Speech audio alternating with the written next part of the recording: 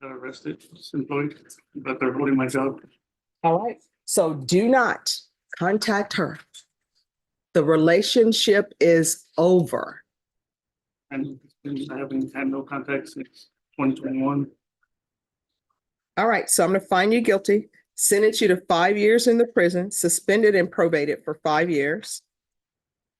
There's to be no contact with the complainant. Do you have a place to live? Yes, Who are you gonna be living with? with my brother. Do they know that? Yes. All right, So I was staying with people when I got arrested. there's to be regular reporting by Zoom or in person. There's to be regular random UAs. We're gonna do GPS tracking. Waive fees, so that can be done through the jail. And that's gonna be until further notice. Tracking. There are gonna be field visits one time per month for 2 months. If there are no issues, then probation, it will be at your discretion. This is to run concurrent with 2022 CR 2689W. There's going to be 150 hours community service restitution. I'm going to order parenting classes. Once you've completed parenting classes, that will be deemed satisfied. And we're going to do the MRT. Probation, is there anything else? Anything about employment? Oh, thank you. There should be proof of employment within 30 days. And there should be no employment as a home health care provider or with minors. Anything else, probation? No, sir. Is there anything else you need from the court to be successful? No, All right, did you review the document entitled Trial Court Certification of Defendant's Rights to Appeal with your attorney? Did you understand it and sign it? yes, Because this is a plea bargain agreement, because I followed your plea bargain agreement, and because you waive your right to appeal, you do not have the court's permission to appeal. Because this is a felony conviction, you're not allowed to own or possess any weapons or ammunition. If you have a question over what a weapon or ammunition is, you'll need to speak to an attorney. Do you understand? yes, All right, we're moving on to 2022 CR 2689W. Did you review that document entitled Motion to Enter Adjudication of Guilt and Revoke Community Supervision with your attorney? Did you understand it? yes, Are you the same Julian Rodriguez who was placed on deferred adjudication in 2022 CR 2689W for the offense of possession of a controlled substance, penalty group 1, 1 to 4 grams on March 22nd, 2022 for a period of 2 years? Is that you? yes. State?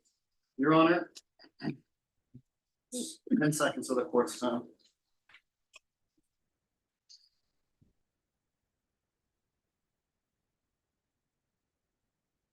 On or about the 26th day of April 2022 in Bear County, Texas, the defendant, Julian Rodriguez, did then and there illegally use a controlled substance, namely methamphetamine, in violation of condition number 2. How do you plead to that? True or not true? True. Your Honor, the state will waive and abandon the others. Any objection? No objection. Did you understand by pleading true to violation of condition number 2, court could find it true, grant the motion, find you guilty, and sentence you up to 10 years in prison and up to a $10,000 fine? Knowing that, do you still wish to plead true to violation of condition number 2? Yeah. Court will find violation of condition number 2 true. Is there a proposed agreement? Yes, Your Honor. What is the proposed agreement? If my understanding is correct, I may have to let counsel take the wheel, but my understanding is correct between counsel and the defense. The idea would be revocation, adjudication, and then to run that sentence concurrent with the plea that was just taken, is my understanding.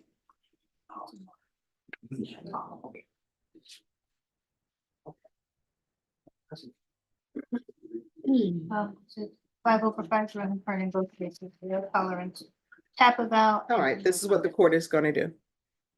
The court is going to grant the motion, find you guilty, sentence you to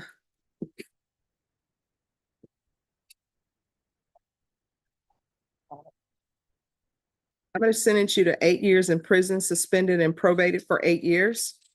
This is going to run concurrent with 2021 CR 5165. And I'm reading the court summary, and in the court summary, it says that your brother said that you were no longer living at his address. Here's the thing. If you're telling this court that you're living with your brother, that is where you're going to be living. Do you understand? And what's your brother's name? What is your brother's name? All right, then why do they have your brother's That's name in my here as Michael? That's my other brother that I was staying with at the time. You're gonna tell probation which brother you're gonna be living with. You're gonna be staying with that brother. Do you understand? Yes. So it's gonna be 8 years in prison, suspended and probated for 8 years. Proof of employment within 30 days. No employment as a home health care provider or with minors.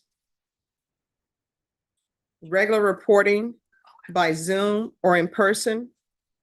Regular random UAs.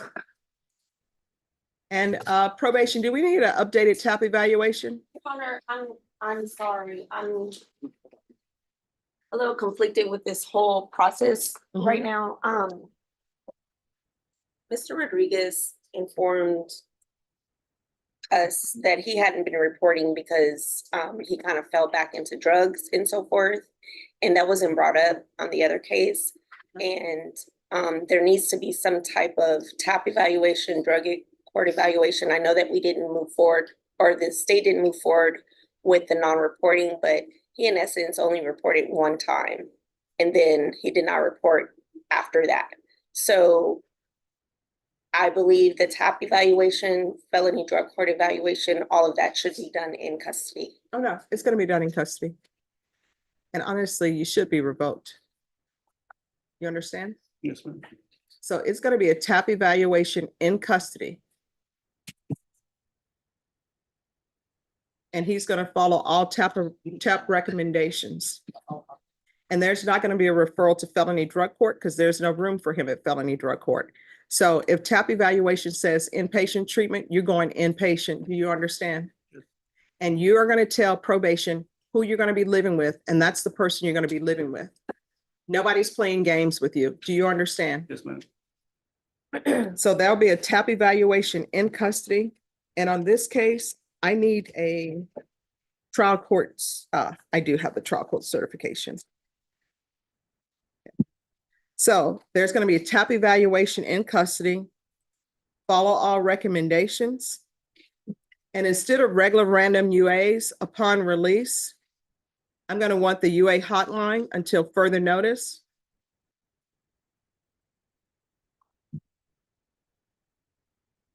There should be no unsupervised contact with minors.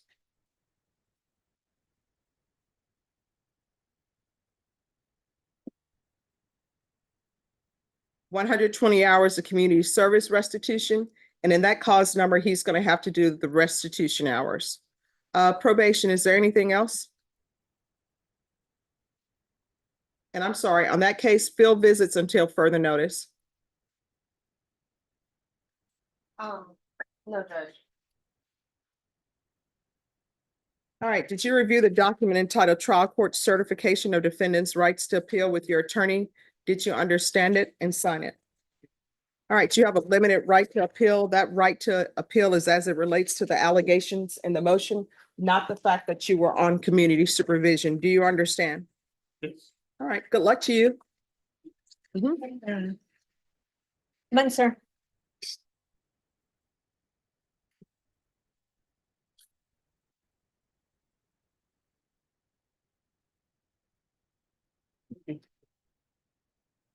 Give it then. Let's see what I have for.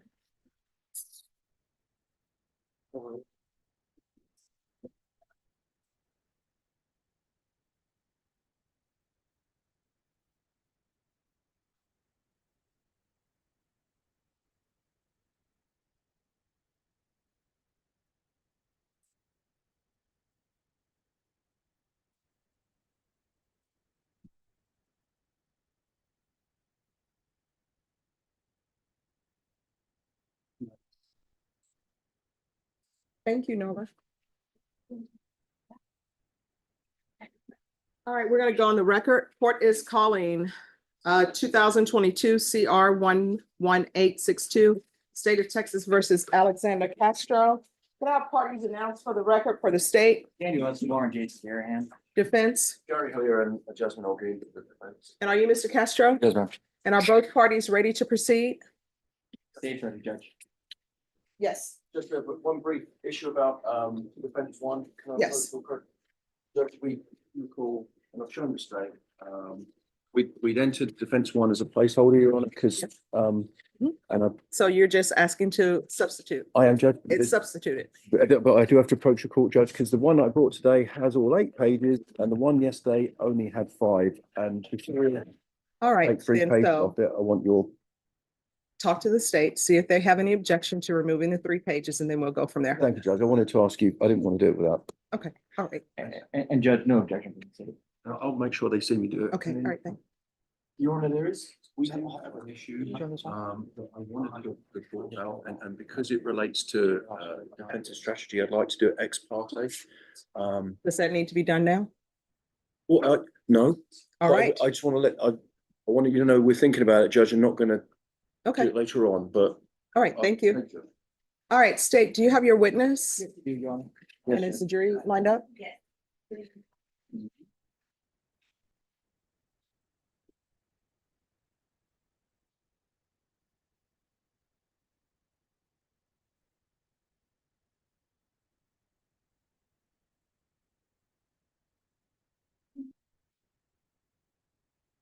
No, go ahead and print. You're fine.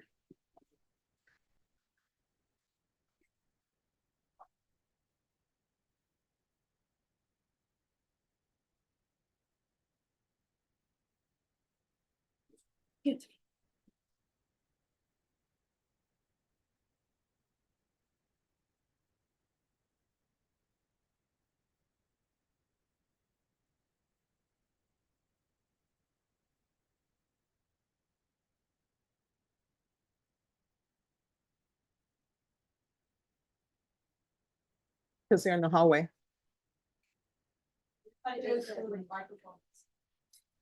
All right, let's bring them in. All right, for the jury.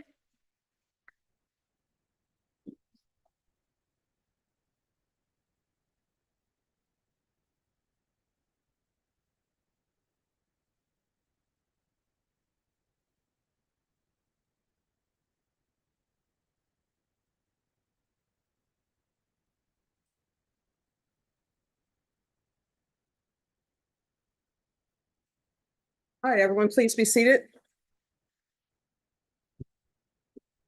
All right, and state, I believe you were still directing the witness. I guess, Judge.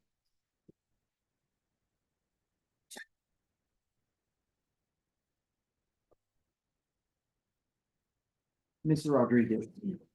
The last thing that I think that you had mentioned yesterday is that you and your wife had been driving north on 281 when she had to call 911. Do you remember that? Yes, And why did she have to call 911? I was driving, so I told her to call 911. Well, what made you, while you were driving, what made you think I have to call 911? At the time, before she called 911, we were stopped in traffic.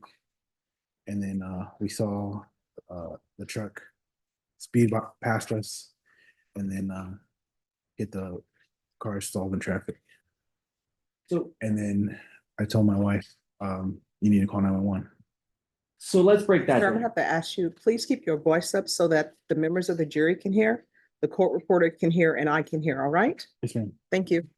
So, Mr. Rodriguez, let's break that down. So where were you stuck in traffic? You remember? 281 heading north near the TCP Parkway exit. And you said that you saw a truck. Do you remember what color truck?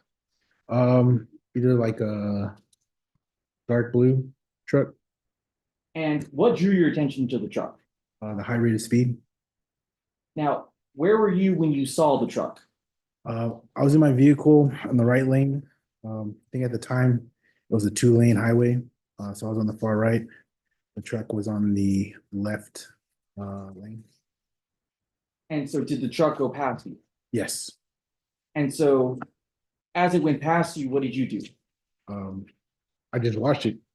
Because we, like I said, we were stalled in traffic and we were just waiting there, trying to figure out what was going on. And the next thing you see, this truck behind you and on the side of you, driving at a high rate of speed. And then you can see it collide with vehicles in the front, So stalled in traffic. did you actually see the truck hit the vehicles? No, just because the way the highway was, it was two lanes. Majority of the traffic was on the right.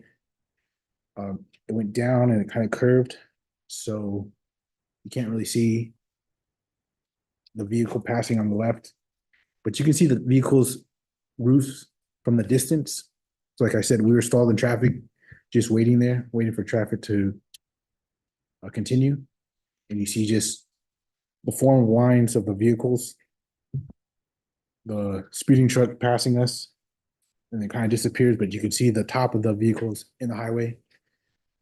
And then they're all lined up, and then you hear a big bang, and you see a disshuffle of the vehicles. Now, when you saw this, so you're telling the jury that you were actually on the highway, or were you off the highway when you saw this? On the highway. And you could only see the tops of the vehicles. How far away were you? 50 yards, 75 yards. And just point out to the jury, where generally were you seeing it? Was it up ahead? Was it up here? Where exactly? Yeah, in the front of you, right in front. Like I said, we're on a two-lane highway. You see the trucks. There was like an accident at the next light. At that time, there was a light there. You couldn't see the police vehicle that was at the other accident. You could just see the flashing lights against the building. I believe it was like a CVS at the time. And we're just, like I said, we're just stalled in traffic. You see a line of vehicles. We're just sitting there waiting, trying to figure out what's going on. And you see the truck pass us. Like I said, you see the dishevel of lined up vehicles. And how fast would you say this truck was going? 80 plus. Judge, I'm going to object to speculation. All right, lay the foundation. So was it, Can I take the witness on board, very briefly? Yes, May I proceed, Your Honor? yes, and the voir dire purpose is for speeding. Yes, Your Honor. Yes, you may proceed. Hi, Mr. Rodriguez, how you doing? Good. We've not had an opportunity to meet. My name's Gary Hillier. I'm one of the attorneys that represents Mr. Castro. I've just got a couple of questions. Yes, sir. So the prosecutor asked you about some speed questions of your perceptions on Mr. Castro's vehicle. Can I ask you what you do for a living, sir? I'm a software engineer for the Union Pacific Railroad. Okay. Have you had any training or experience in estimating the speed of moving vehicles? No. So you would be fair to say that any estimations of speed, because you were stationary, Yes, sir. so you weren't driving your car, looking at your speedometer. For example, you were doing 70, someone went past you. Correct. They would call that tracking. You had no other way other than your common sense and experience to say this person was traveling fast. Correct. So you can't say with any certainty to this jury what speed anyone was doing, right? I can't say with certainty that they were speeding. Or what speed someone was doing. You say it looked fast, Yes. right? But you can't give a speed without it being a complete guess, right? Yes, I can't give you the exact speed. Yeah, so it'd be a guess if you gave an exact speed.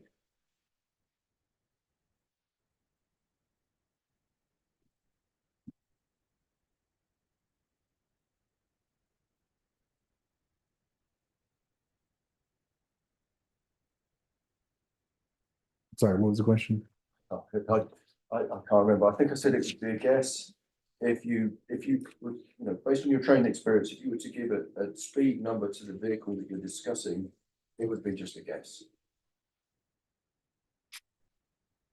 Yes. Thank you. Thank you, Judge. I'll pass the witness. All right, stay.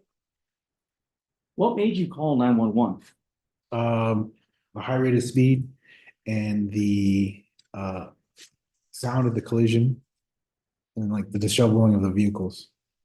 If you didn't see the vehicles dishevel, you think it'd be just like a fender bender.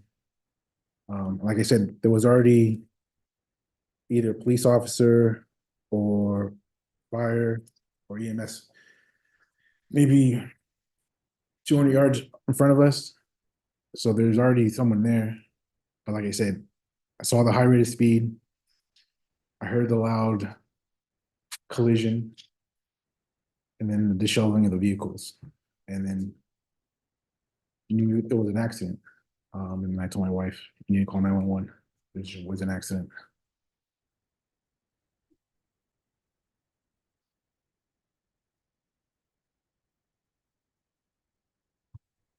And just to clarify, were you exiting when you saw this? Where were you? I was in the right lane of the highway and we were just sitting in traffic, just trying to figure out what was going on. Right, but what I'm asking, so were you on the highway or were you trying to exit? Where exactly? I was on the highway. Pass the witness. Defense? Thank you, Judge. Mr. Rodriguez, I've got a few questions for you, okay, about the testimony you just gave to the Yes, sir. prosecution. So, on the night, it was the 22nd of August, July of 22, right? I don't remember the day. The night that we're talking about, it's the same one. This is You were driving back north on 281 with your wife? wife and my two kids. Okay, with your two kids as well. You were sat on the highway. So I want to get it right. You were sat on the highway on 281 Yes, and you were stuck in traffic. yes. And I think that you said, how long have you been? How long had I been sitting in traffic? Yeah, 5-10 minutes maybe? 5-10 minutes and it was stationary. Yes, completely. Yeah, so completely stationary, you're not moving on and off. And at this time, I believe you said something along the lines of, because 281 was under construction back then, right? Yes. It probably still is a little bit now, but that part of are you familiar with that part of 281? Oh yeah, I live off of 281. I use that highway all the time. So it was undergoing a lot of construction and the highway, it'd be fair to say that up ahead was getting channeled off onto the access road, is that right? Yes, Because I think you said that there, you could see, you knew that there was an accident ahead, but you couldn't see any police cars, right?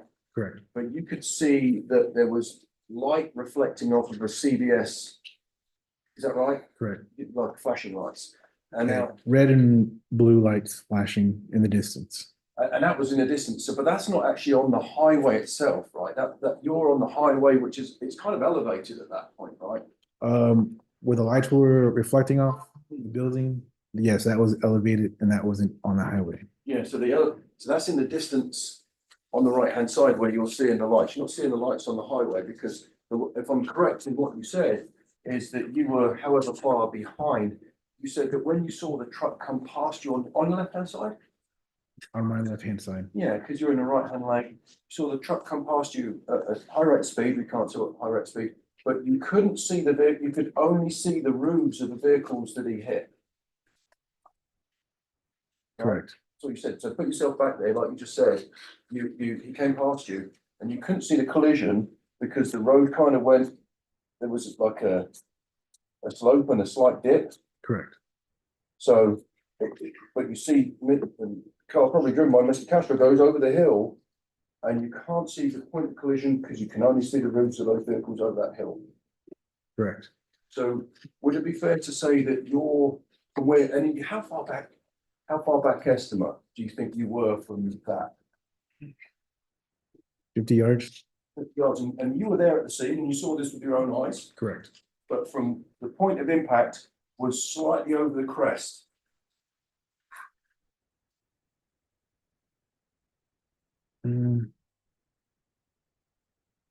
Slightly over the crest, no, because maybe 50 yards behind us is the top of the highway. So behind us, you're at the peak of 281, and then you're coming down. And then from 50 yards behind us towards the intersection where the CVS was, it's all going downhill. But I'm just trying to cut the testimony, and I'm not. Yes, sir. That you said, because you said earlier that you could only see the roofs of the vehicles Correct. that you hit. You didn't see the impact, you just saw the roofs of them and then the vehicles moving. Correct.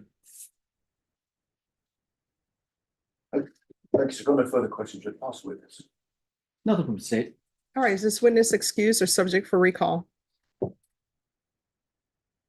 Excuse. Yeah, we've got no objection. No All right, the change. rule has been invoked. That means you're not allowed to discuss your testimony with anyone. The only persons you're allowed to speak to are attorneys for the state or the defense. Do you understand? All right, you may step down. State, call your next witness. Calls Dora Rodriguez.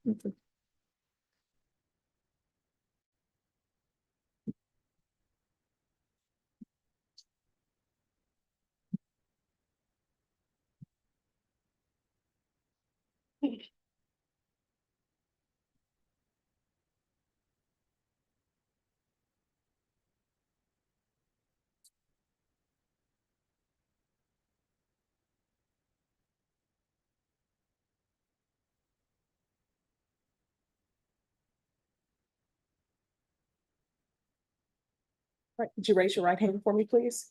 Do you solemnly swear or affirm the testimony you give will be the truth and nothing but the truth, so help you God? I do. All right, you can lower your hand. Make sure you keep your voice up so that everyone can hear. Okay. If you'll state your name for the record. Dora Rodriguez. All right, state. Mrs. Rodriguez. I'm gonna get right into it. I'm gonna approach with what's been marked as state's exhibit number 81. Have you listened to the CD? Yes. And how do you know you listened to it? You played it? Or, Did you ever mark the CD? yes, I signed it.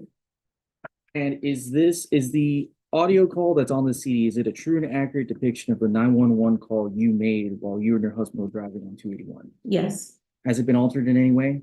No. Your Honor, state would offer state's exhibit number 81. Objection. All right, state's exhibit number 81 is admitted without objection. Permission to publish, Judge. Granted.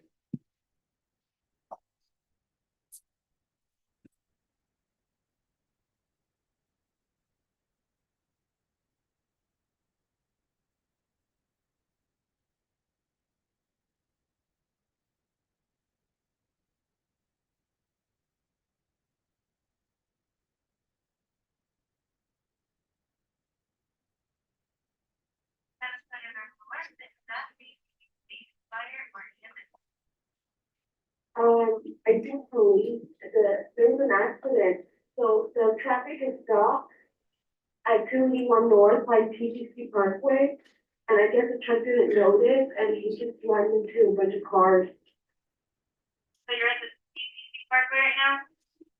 Yes, yes.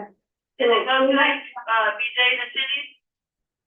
Yes, it's on highway, he just crashed into a bunch of cars Is it on three or on the highway you're in? on 281, the highway.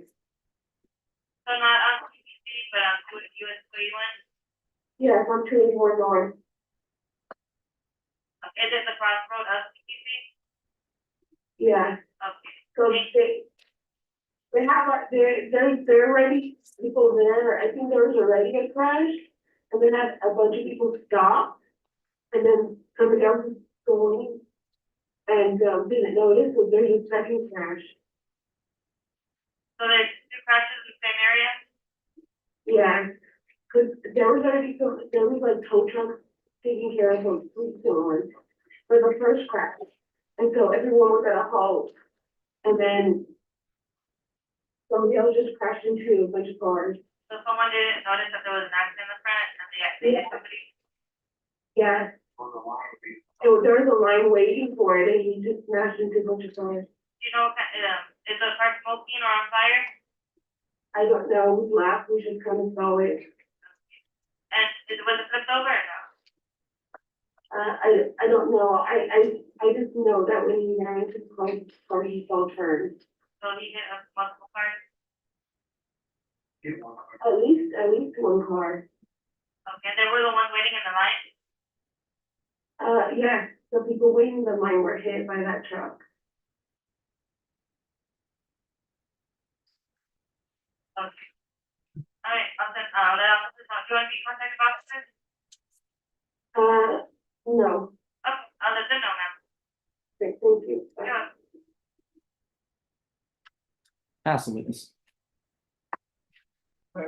Yes. Hi, Mr. Rodriguez. Hello. How you doing? Nice to meet you. My name's Gary Lee. I've got a couple of questions to ask you about sort of that night. So you're traveling back home via 281, Yes, and you've been out with your husband and your two children, right? yes, And you've actually been asleep in the car, is that right? that's correct. And so would it be correct to say that your husband you were passenger seat, right? Passenger. Yes, And your husband was driving, yes, and your husband's Jonathan, yes. and Jonathan kind of woke you up. No, I'm trying to remember, but the change in speed, because he was going slower, also kind of woke me up a little. And then I don't remember if he like tapped me or not. All right, yeah, I can't recall that. Yeah, but so I'm not telling you. Oh, okay. Your husband. I don't recall that. You'd woken up, you'd been asleep and you'd woken up because you didn't actually see the crash. No, You're just talking about it with your husband. yes, And I think that voice that we could hear on the 911 call was your husband. that's correct. And I think that he was in a better position to see stuff Yes, and he was relaying much of that information to you. yes, So you were there, you phoned 911, yes. but you didn't see anything. I didn't really see anything. And so would it be fair to say that the accident had happened by the time you called? Yes. Thank you, ma'am. I've got no further questions, Judge. Pass the witness. Nothing from the state, Judge. All right, is this witness excused? Excuse. No objection. All right, the rule has been invoked. What that means, you're not allowed to discuss your testimony with anyone. The only persons you're allowed to speak to are attorneys for the state of the defense. Do you understand? I understand. All right. State, call your next witness. State calls Paul Martinez, Your Honor.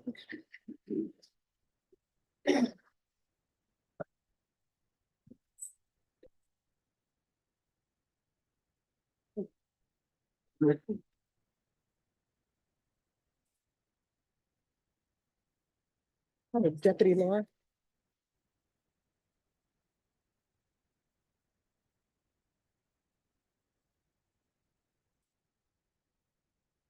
I'll put you in charge of that.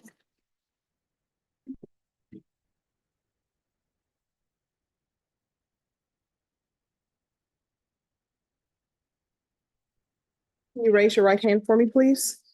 Do you solemnly swear or affirm the testimony you give will be the truth and nothing but the truth, so help you God?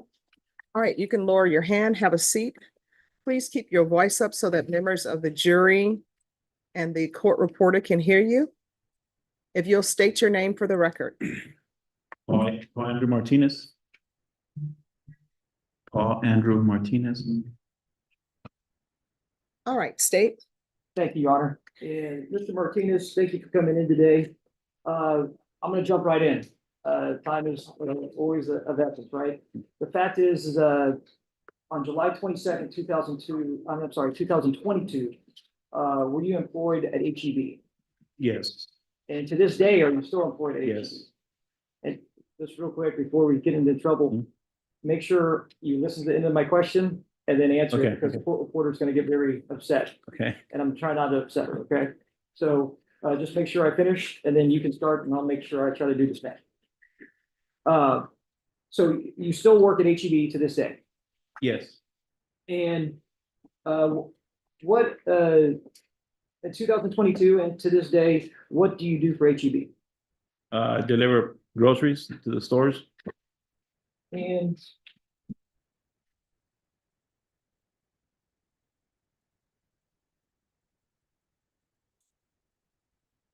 I'm going to show you where it's been marked state exhibit number 85.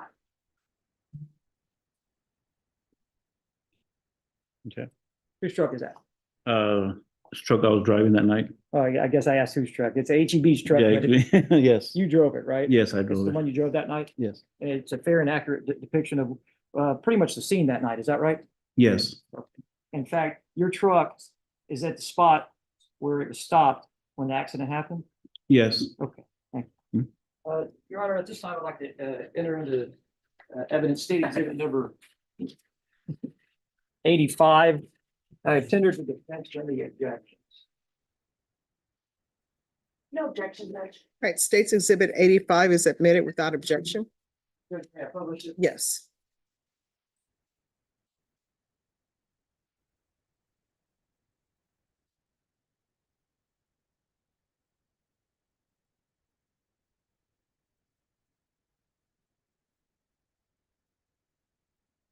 Now, just looking at that truck, I guess this is what we call an 18-wheeler, is that right?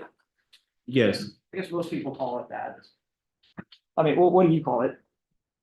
combination. So 18-wheeler, most people. Yeah. All right. So this is the truck you're driving that night, is that right? Yes, And actually, I'm sorry, I'm gonna show you what's been marked state exhibit number 82.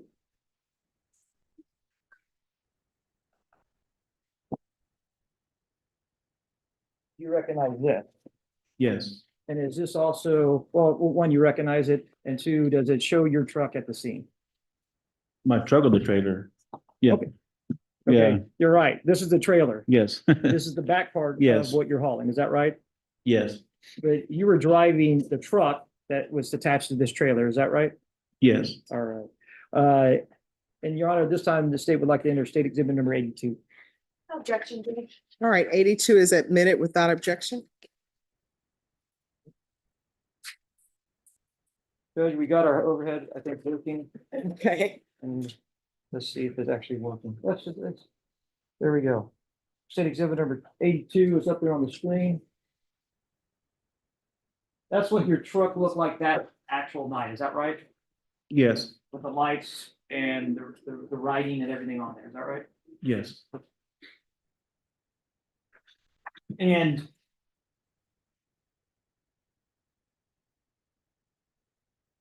around, a little after 2, or around 2 a.m. or so, on July 22nd, 2022, when you were driving your truck, what highway were you on? 281 going northbound. Northbound on 281. Do you remember a cross street that it was at, or near?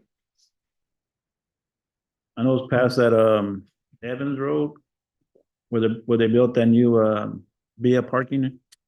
That was on my left-hand side. There's a big via parking Yes. structure there, parking lot where you Yes. park. Okay. Yes, And you were near that, but you were going north on 281. And what brought your truck to a stop? there was an accident ahead of us. A lot of cars Well, were let me, moving. Yeah. Well, they weren't moving, so yeah. I'll try to make sure I Okay. don't talk as fast as I usually do. Well, let me ask you this. You said there was an accident up ahead. When you first stopped, did you know there was an accident up ahead? I just saw the red and blue lights. Yeah, the cop lights. And did you see anything other than the red and blue lights? For instance, did you see vehicles? Involved in the accident or just No, in just front of me? Yeah. Cars that were stopped because the accident, we weren't moving. And so were there cars in front of you Yes, and were there cars in back of you? yes. When I came to a complete stop, yes. And I think you already said this, but I just want to clarify. Were you just driving very slowly, like really slow, or were you at a dead stop? Yeah, dead stop. And what we're looking at here, state exhibit number 82 and also state exhibit number 85. Is that where your truck was stopped at? No, a little further back. A little We're further back, back? yeah. How much further back? About a few cars, 3 cars? 4 or 5 cars, yeah. Well, I'm gonna fast forward a little bit here, but the truck that came to rest next to your vehicle. Mhm. Do you see it in state exhibit number 85? Yes, Can you point it out, please? And you're pointing to the back part of the trailer, behind the trailer, is that right? yes. And where was that truck when the actual crash ended? Where was that truck at? Where it's at, yeah, there, Where- yes. But Once you- it came to a complete stop, he didn't move anymore. It did not move any longer, No. but you stated that your truck moved a little bit. When I saw the truck coming towards me, we're moving, the cars were, I mean, we're turning around the other opposite way. Okay, so okay, Let's talk about your truck. okay, you can't hear me? All right, so this is what we're gonna do. All right, I need you to keep your voice up Okay. because the court reporter can't hear what you're saying. Okay. And I know it's easy that people start getting into a conversational mode, Mhm. but You're gonna have to wait till the question is finished. And the easiest way to know a question is finished, once it's asked, don't answer immediately, just pause a little bit and then answer, okay? All right. All right.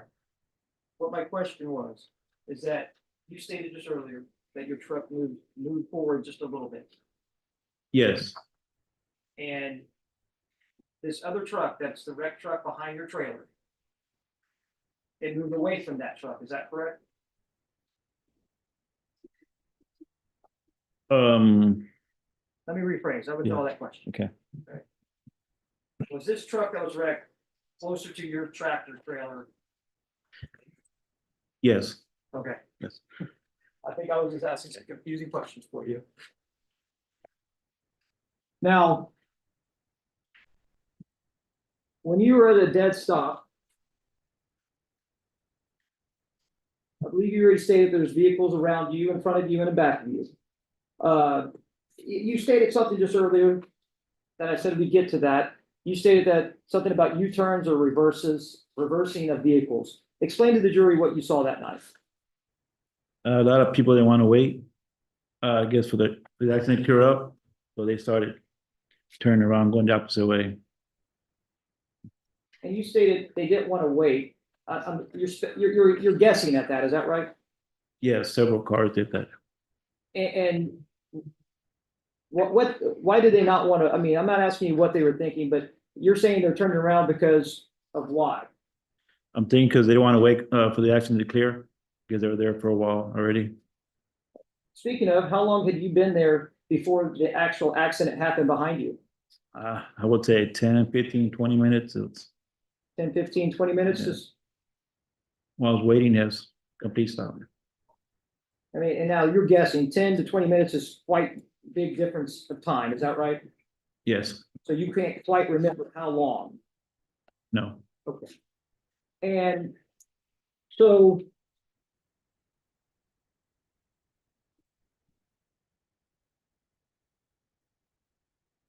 tell me about the actual crash. What brought your attention to the crash that happened behind you first? I just heard the noise. What That's was, all I heard, noise. what did that noise sound like? Just something hitting maybe another vehicle or the wall. That's all I heard. And speaking of that, you're a truck driver, you do for a living, and you've done it for a number of years, is that right? Yes, Do you come upon accidents or around accidents quite often? all the time, almost every night. Almost every night that you Yes. drive. Yes, So you're familiar with coming upon a scene and you sometimes stop at those scenes, is that correct? usually when I see it, it had already happened. There's already officers there already. So in this particular night, does this one stick out in your head because you actually had to say at the scene? Yes, Now, you said that the first thing that brought you attention to the crash behind you was that you heard the crash. Did you end up seeing anything of the crash when you were still in your truck? no, Did you see any vehicles that were involved in the crash? just the one that put in front of me on my right side. That was the only one. If you look at state exhibit number 82 on the screen in front of you, is that the vehicle you're speaking of? Yes, I'm going to show you what's been marked state exhibit number 70. It's already been entered into evidence. Is that the vehicle that you're mentioning that was in front of your vehicle? yes, And that's the Volkswagen, the blue Volkswagen? yes. And so when you saw, did you see that vehicle moving or did you see it after it had stopped? No, I saw him moving. He was on my left side, ended up on my right side. That's on your right side. Yes, when it came to a complete stop, yes. And if you know, do you know where it came from? No, And then, of course, what about the truck that is in state exhibit to your left right now? The truck That's in, state exhibit number 85. That truck that came to rest near your trailer. Did you see that truck moving at all? Just, yeah, I was coming towards the trailer. And explain to the jury what you saw that night. Just, when I heard the accident, the noise, looked in my mirror, first I see this one here, my left side, ended up resting my right side, and then that's when I heard the other vehicle crash with the noise, and then I looked in my mirror and I seen him coming this way on my left side, and that's when he came to complete stop. Now, after you saw this happen, you heard it happen, and then you saw these vehicles come to arrest. What did you do? Did you stay in your truck or did you get out of your truck? Got out of my truck. And what did you do? I went up to the person on this one here, the black truck. I wanted to see he was okay because the way the truck looked, his pickup, and I went up to him and see if he was okay. I asked him if he was okay. Yeah. And did you talk to him? Yes. And were you the first person to arrive there or, sorry, go ahead. Yes, I was. And so officers had not arrived at the scene yet? No. And what did that individual tell you? Said he was okay. He was okay. And where was he located at? On the driver's side? It was the driver's seat? Yes. And did you stay at his vehicle or what did you do at that point? No, then I went to check on the other person.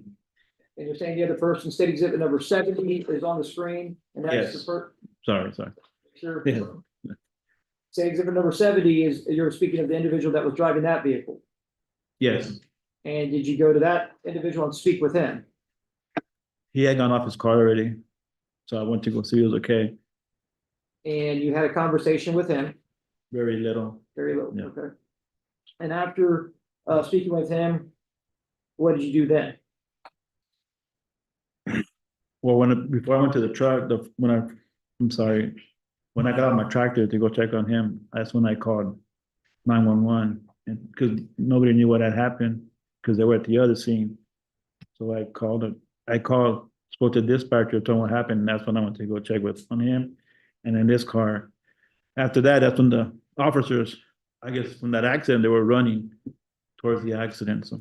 Okay, so you say that the officers were running up to the scene where you were at. Yes, And did they speak with you at that scene when they arrived? I believe one officer, I can't really remember. Yeah, And then the officers are arriving at the scene, assessing, they were moving about the scene, is that correct? yes, I'm gonna show you what's been marked state exhibit number 71.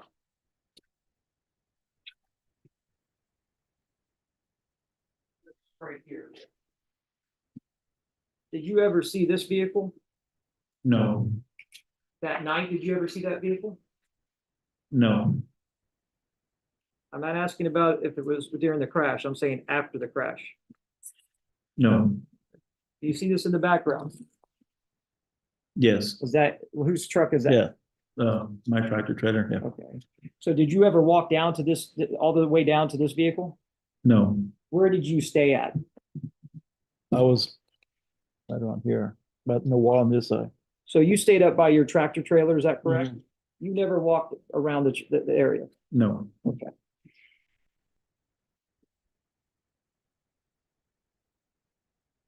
I'll show you what's been marked state exhibit number 76. Do you recall seeing this photo? oh, yes, And this photo is already in evidence. And were you able to look at the scene and tell me what is in front of you right here?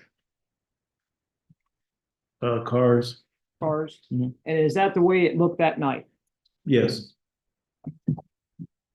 And this is a construction zone, is that right? yes, And in fact, it says a little sign right here. What does it say right there? 45 miles an hour, And what does it say above it? work zone. Work zone.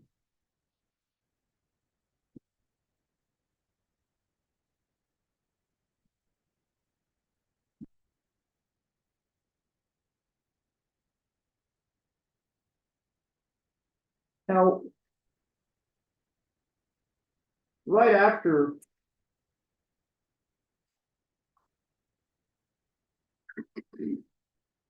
very soon after the accident, was it sort of chaotic and just sort of everything sort of moving pretty quick with the officers running around? Yes, I believe so. And did you ever speak with the individual that was driving that pickup truck again? Just when I first got off the tractor. And did you ever let that individual borrow anything from you? My cell phone? He borrowed your cell phone? Yes. And did you allow, what do you do with the cell phone? He was made a phone call, Do you know who he made a phone call to? I believe to his wife, And do you recall what time that was at? right after the accident. I'm gonna show you what's been marked state exhibit number 2. It's gonna be on the screen in front of you.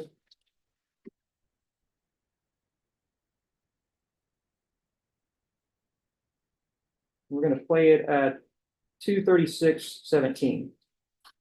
Okay. So. Yeah, it's a problem. You got this one? Yeah. You got the license on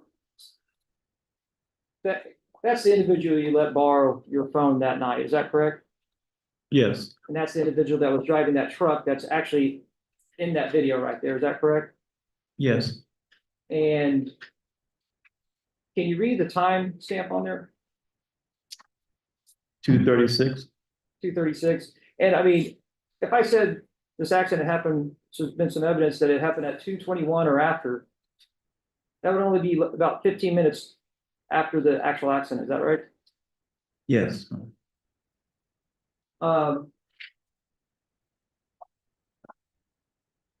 Did you ever see this individual later? No. Well, I'm saying that night. That night after the phone, I taking back my phone? No, I didn't. Well, how long did you stay at the scene? I think it was like 4 or 5 hours. 4 or 5 hours? So you actually stayed at the scene, Yes, and the officers asked you to stay at the scene, is that right? yes. And why were they asking you to stay at the scene? To see if I was involved in the accident? And so they were doing an investigation. Yes. And do you know about this vehicle that you said you never went and looked at, the one on the bottom there? Did you know what happened to that driver? At the time? Yeah. No. Do you know what happened to her now? Yes. Your Honor, we would object to hearsay. Anything that he learned at this point is for that. I didn't ask him what. That'll be overruled. So then you said you stayed there 4 or 5 hours, so that would be 6 o'clock, almost, so 6 o'clock or so in the morning, is that right? Yes. And did anybody else stay at the scene that was possibly involved in the crash here? I don't think so. Well, for instance, the individual that's in the video in front of you right now, state exhibit number 2, was that individual still at the scene, if you can recall? I didn't see him anymore. No. And then the individual that was in the Volkswagen, the blue Volkswagen, that's that you spoke with, do you recall if he was still at the scene? He was there for a while.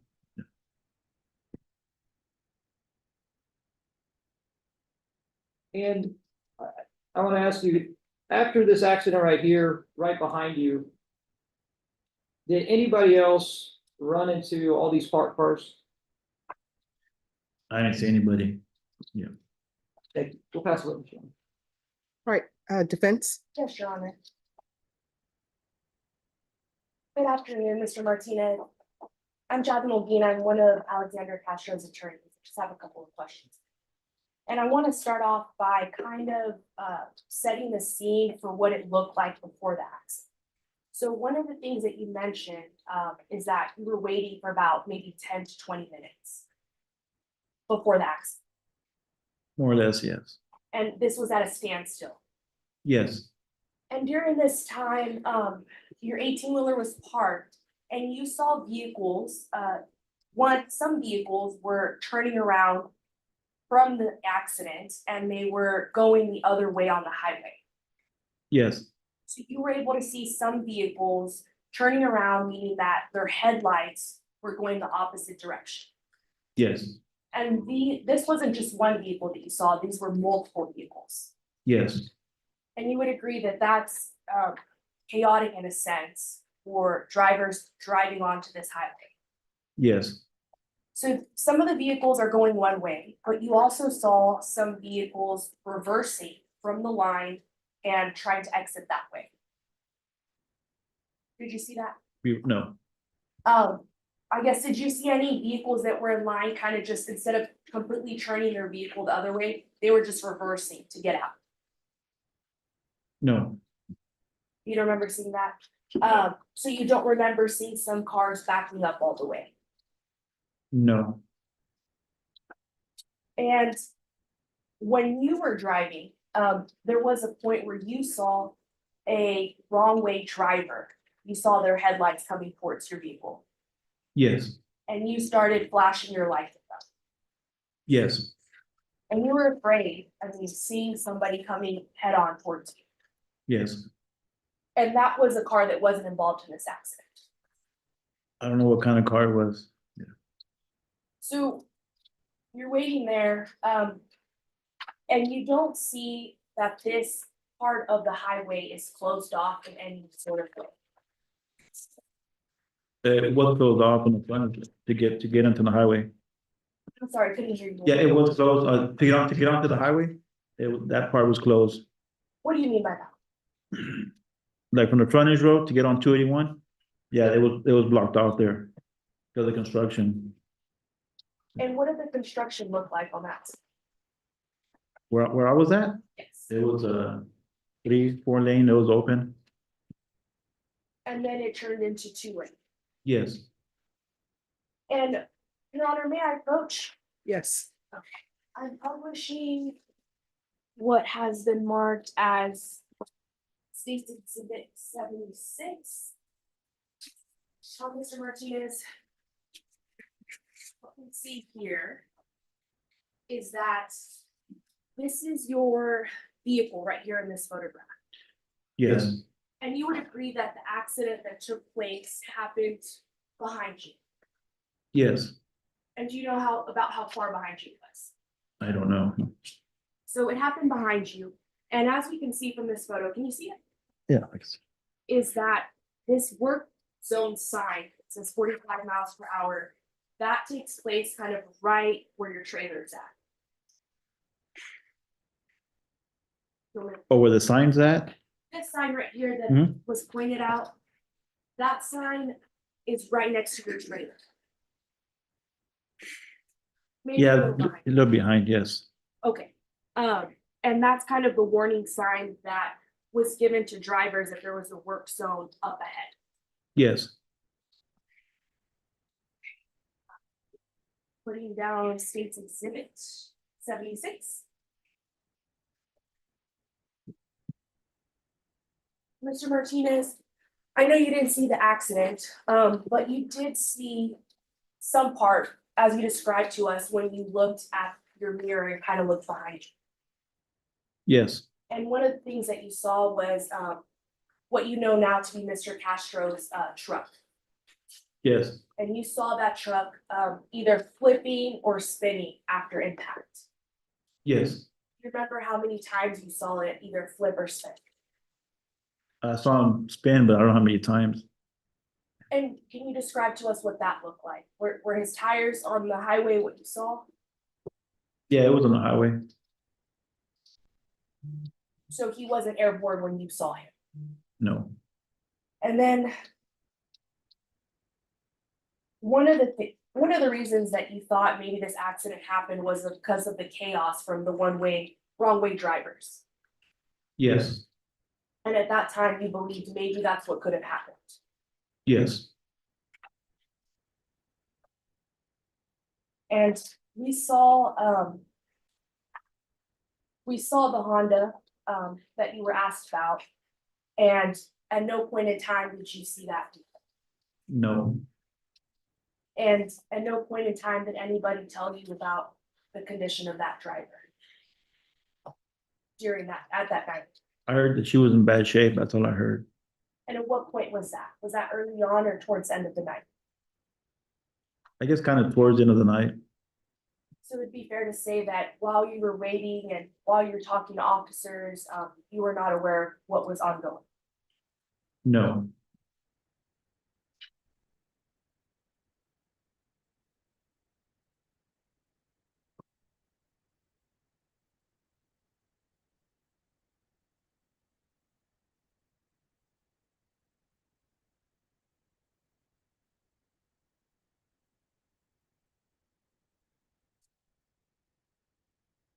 No further questions, Your Honor, we pass the witness. State. You say there towards the end of the night, not knowing that the individual, and let me show you, this car that you did not see because you never walked down there, you didn't know the condition of it till later in the night, is that right? yes, And you never saw this vehicle at the scene, no, but you stayed there for 4 or 5 hours. yes, Now, also, I'm gonna show you what's been marked state number 2. It's on the screen in front of you. And we're gonna play it at 3:21:58. I noticed something in this that it's blinking. What is that? oh, my blinkers, four ways, Is that what they're called, 4 ways? yes. Hazard lights, yeah, I'm sorry. You go. Did you have those on before or after the accident or the crash that happened behind you? Before, So you had all these blinking lights on before that truck crashed out behind you? yes,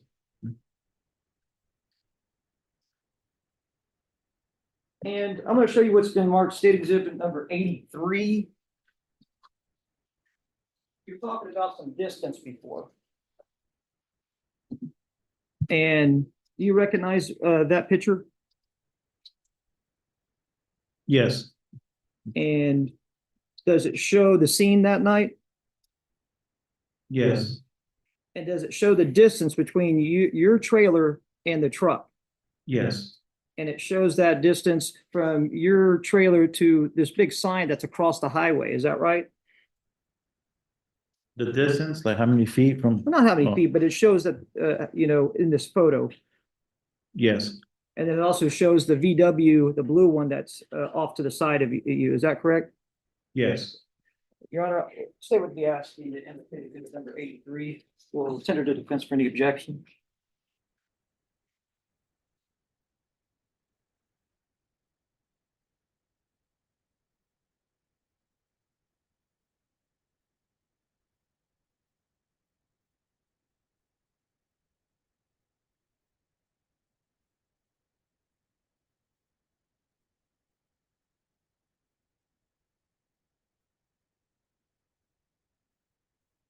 The lead objective cumulative, this is almost identical to the photo that's already been entered. If I could see it, please. Yes, Your Honor. May I get the other photo? Yes.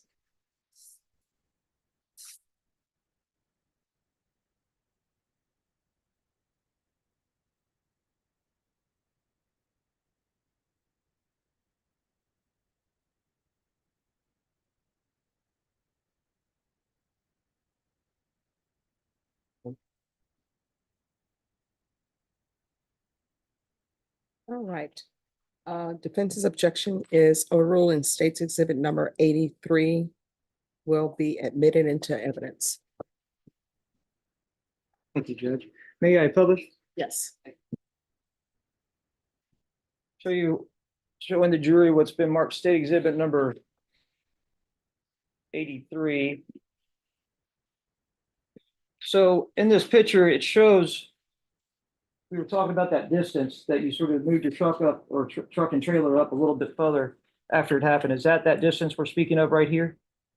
yes, And then I can see all these lights on your truck. Is that right?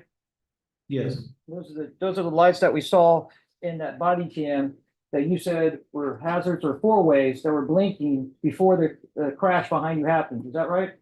Yes, And also in this picture, you see this shadow here. And you see a pole right here. Can you see that?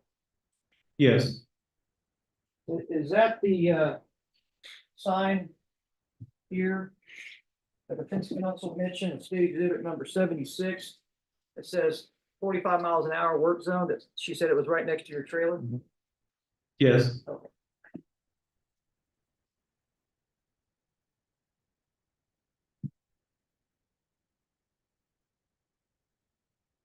Also, you mentioned things about a wrong way driver. And you saw headlights. And I failed to ask you earlier. Was that wrong way driver on the lanes of the highway, or where was it located on the highway? On the shoulder? So it wasn't in the lane that you're driving in or the other lane that other people could drive in. No, It was on the shoulder. Do you remember which shoulder? To your right as you're driving or to the left as you're driving? on the right side. So in this photograph that's on the screen right now in front of you, state exhibit number 83, it would be to the right of that photograph, on the same side as that VW vehicle. Is that correct? Yes, And we'll pass the witness, Your Honor. Free cross, Your Honor. Yes. Mr. Martinez, so, you said some one way or wrong way, I'm sorry, some wrong way drivers, you saw them go onto the shoulder and continue driving. the first one was, he was on the shoulder. Do you know if he continued on the shoulder? Were you able to look in your mirror and see if he kept going that way? I'm not, I don't know. That's okay. Yeah. What about the other wrong way drivers? Did you see where they were at? Were they also on the shoulder? No, they were, when they turned around, they were on my left side. So there was wrong way drivers coming from both sides of the lanes. When I first, before the construction, I saw that one on the shoulder. And then, as we came to a complete stop, that's when they started turning around the opposite way, going towards my left side. And how many vehicles would you say were turning around and going the other direction? Could have been 5, 6, 7, quite a few. And what we see here on State's Exhibit 83, do you remember there being, I guess, how many feet away would you say that sign is behind your 18-wheeler? I'm not good with distance, but. Yeah, I can't really say, yeah. From picture, it's different live. And you don't remember that other vehicles were backing up on the highway that night? No, When you were on the highway, you were coming, did you come in from the ramp right before? no, So you came in onto the standstill, kind of a good distance away that you kept just going forward. yes, You didn't enter the highway right then and see that. no.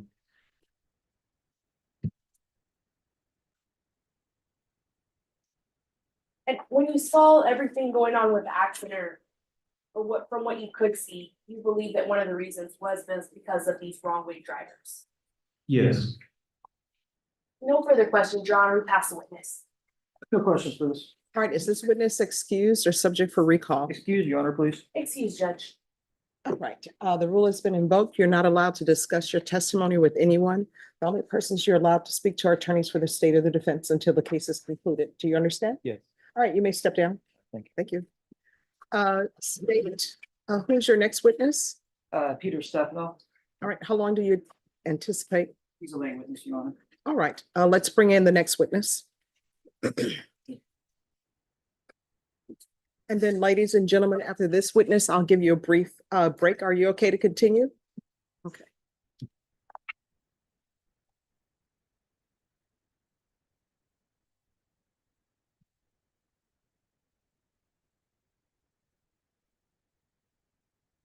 Anyways.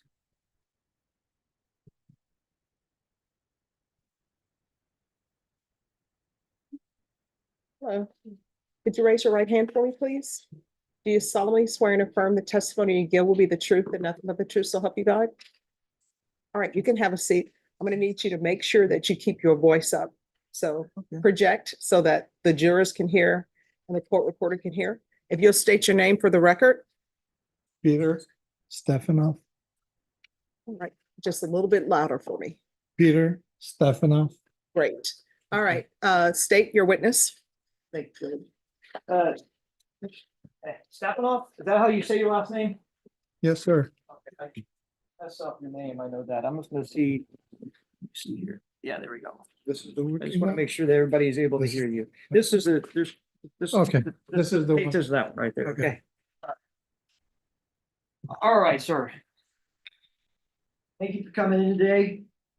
I'm gonna go ahead and ask you some questions because we've met before, is that correct? Yes, sir. And we had you come into the office to speak about a crash that actually you were involved in back on July 22nd, 2022. You recall that? Yes, I do. And so I want to talk about that crash today. And first, I'm going to show you on the screen in front of you to your right, state exhibit number 68.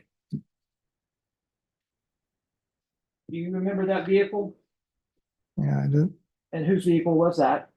It's my Vic. It looks like in pretty good condition right there. Is that right? Yes, I'm going to show you state exhibit number 69. Is that same vehicle? yes, sir. And then state exhibit number 70. Is that same vehicle? Yes, sir.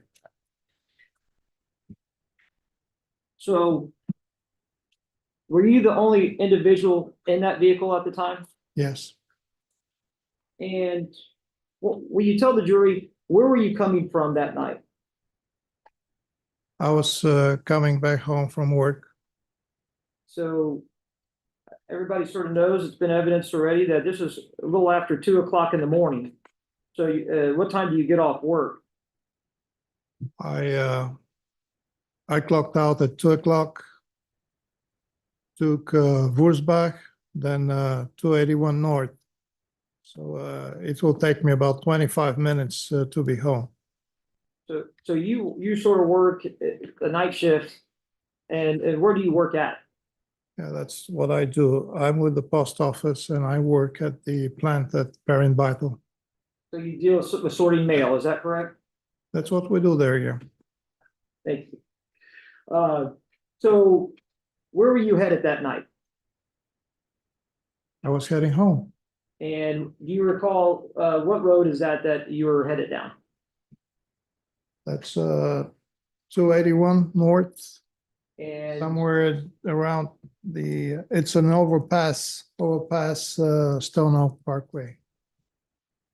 And when you were driving down the road, did you notice anything?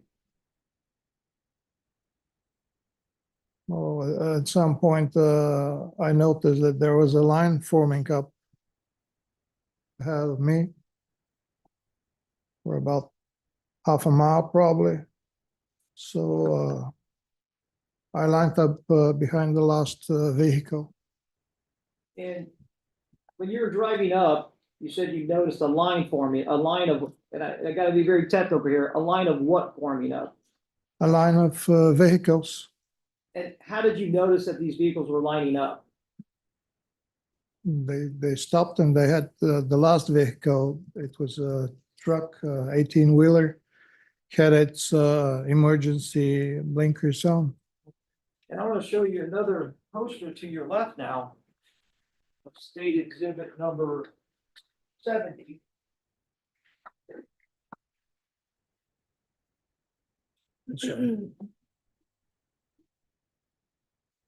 Do you recall seeing this photo before? You showed me. Okay. And you said about an HEB truck, is that correct? The 18-wheeler? 18-wheeler, yeah. And the vehicle behind that 18-wheeler, was that your vehicle? I cannot confirm. It looks like, but I'm not used to look at the back of my vehicle. So You're not used it might be, Okay. it could be. Let me ask you this, behind that 18-wheeler, in between you and the 18-wheeler, were there any other vehicles? No, I was immediately after the 18-wheeler. You're the only car, you're right behind the 18-wheeler. How Yes. far behind the 18-wheeler were you? I think about 40 yards, something. Quite a big distance. Quite a bit difference. And so this is everybody on the highway sort of stopping, or are they slowing down, or is it a dead stop? That stop. Dead stop. There was something at the front. I didn't know what exactly, whether that was another accident or some construction going on. Construction workers, they use that time of the day to move huge elements. I didn't know what was that. So you live out 281, is that right? I live pretty close to Timberwood, yes. And so you're used to traveling, or you used to travel this 281 quite often, is that right? That was my normal route. Not anymore. Not anymore. Is because of this night? Yes, sir. But before this night happened, you actually used to travel it quite often. Every night. And you mentioned construction. At that time, out on 281, was it under construction? That part, yeah. And you have the sign speed limit and it's orange. That's because of the construction going on. Now, when you stopped behind this 18-wheeler, you mentioned that it had its lights on, is that right? Yes, sir. You said something about, I'm sorry, I can't, did you say emergency lights or what did you say? Yeah, emergency lights, blinkers. Did you have any other lights on other than your headlights and taillights? I put my emergency lights too. So you actually had your emergency lights on also, When I was stopped there. and are you speaking of like the blinking lights? Yeah. And when you're waiting there in line at a dead stop, how long do you think you were waiting before your vehicle ended up like what we see in state exhibit number 70 when something hit you? How long do you think you were waiting there? I would say a couple of minutes. Couple of minutes? Yeah. And so you came upon this stoppage or dead stop of all these vehicles. You came to a stop. You waited a few minutes and then you're hit from behind. No, I heard a noise. Okay, I tell the heard- jury what you heard. I heard some kind of a noise. I cannot describe exactly, but it's kind of a compressed air or something. And I looked at the rear view and I saw a huge truck literally flying sideways towards me. And you saw this truck coming towards you, flying, you said like flying, Yeah. No, it's airborne. It was Airborne. airborne, yeah. and then what happened next? And then the next thing I remember, my mouth was full with glass. Mhm. It's kind of powder, not that, but glass. I could feel it. And I got out of the car and called 911 immediately. And airbags on your side and everything, you're talking about, did your airbags go off in your vehicle? Those on the side, I guess some at the back, because it's a huge car, it has 3 rows.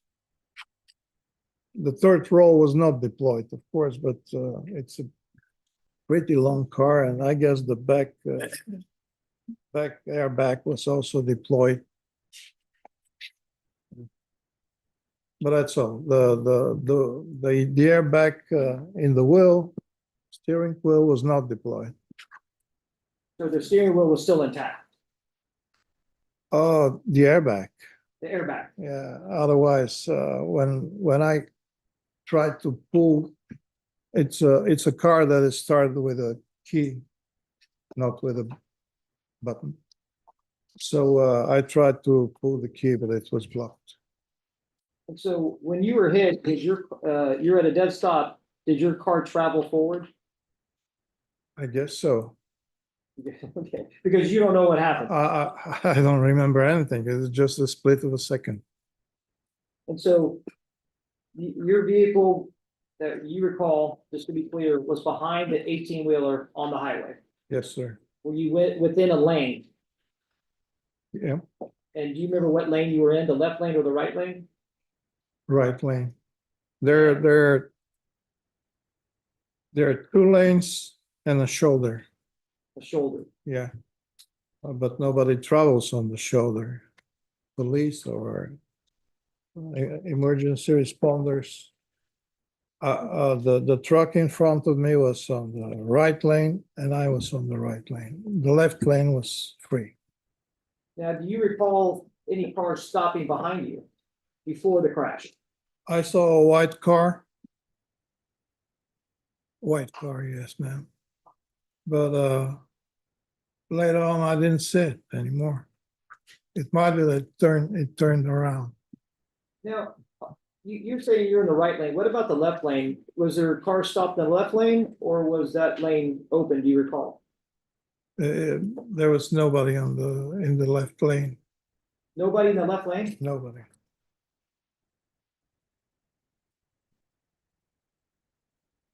And at the time of the crash, there was nobody in the left lane? Nope.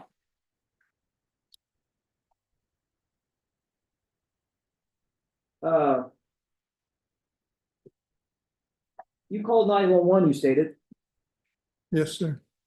and when you were on the phone with 911, I'm assuming, what did you were explaining to them what had happened?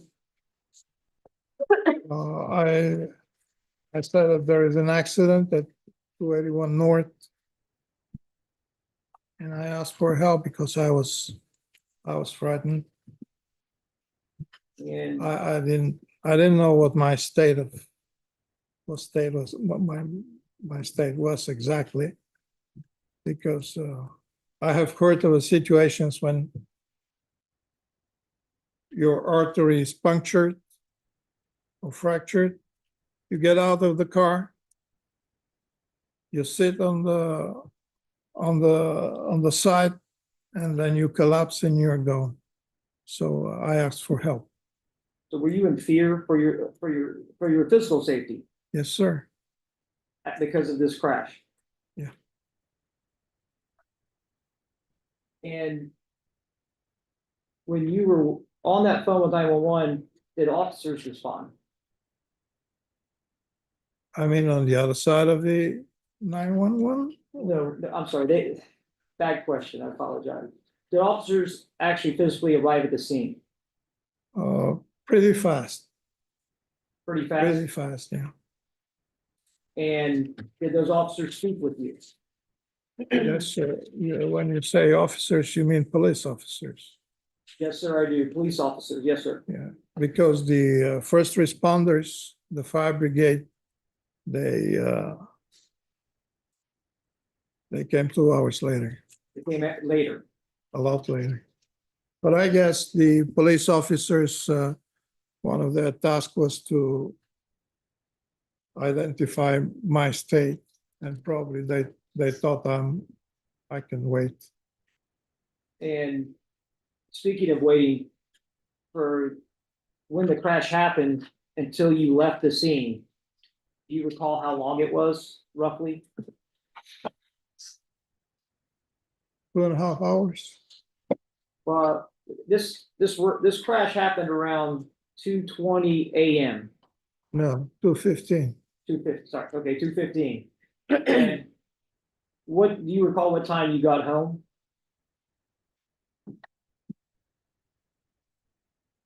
I can't tell you the exact time. I remember calling my wife at about 6 o'clock. 6 So, a.m.? Yeah. And is that after you got home? Yeah. The police officers were kind enough to drive me to my home. They drove you to your house? Yeah. They- Now, did you speak to any of the other drivers that night that were there involved? Yeah, the driver of the 18-wheeler was kind enough to ask me whether I'm okay, and he offered me water, And actually, but I had mine. you had no water? I had water. He offered me water, but I didn't take it. I had mine. Sorry, I misunderstood you. I apologize.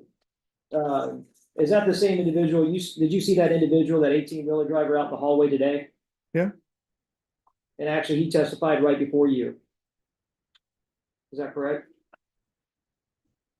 I don't know.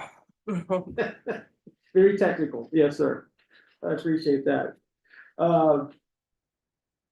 Let me ask you, did you ever see the other vehicles that, another vehicle that was involved in the crash?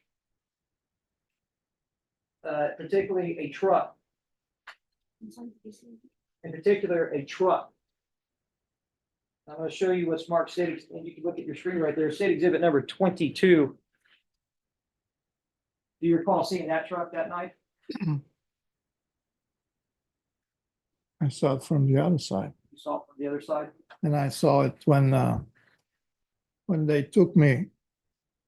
Well, the officers wanted me to stay where I was, closer to my car, and 2 hours later, they invited me to go back where the firefighters were, and they checked all my vitals, but that was far behind.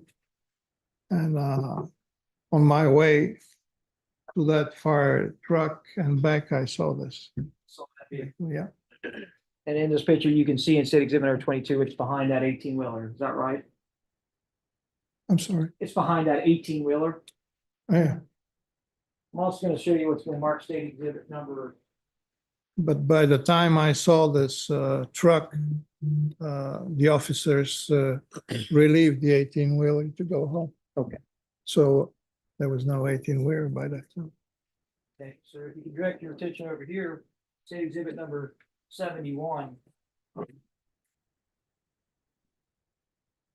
Did you ever see this vehicle? Again, on my way from the fire brigade to my car to pick up some stuff and get into the police car. Yeah. In fact, on this exhibit, can you look here and do you see your vehicle way up ahead? Yeah, it would be my vehicle. Yeah. Up there, and then you also see that HEB 18-wheeler? Yeah. I didn't realize at the time that it was an HEB 18-wheeler. It looked a white truck. It looked like a white truck for me. I didn't notice it was an HEB. Oh, you didn't notice that the HEB truck was an HEB truck? Yeah. Okay.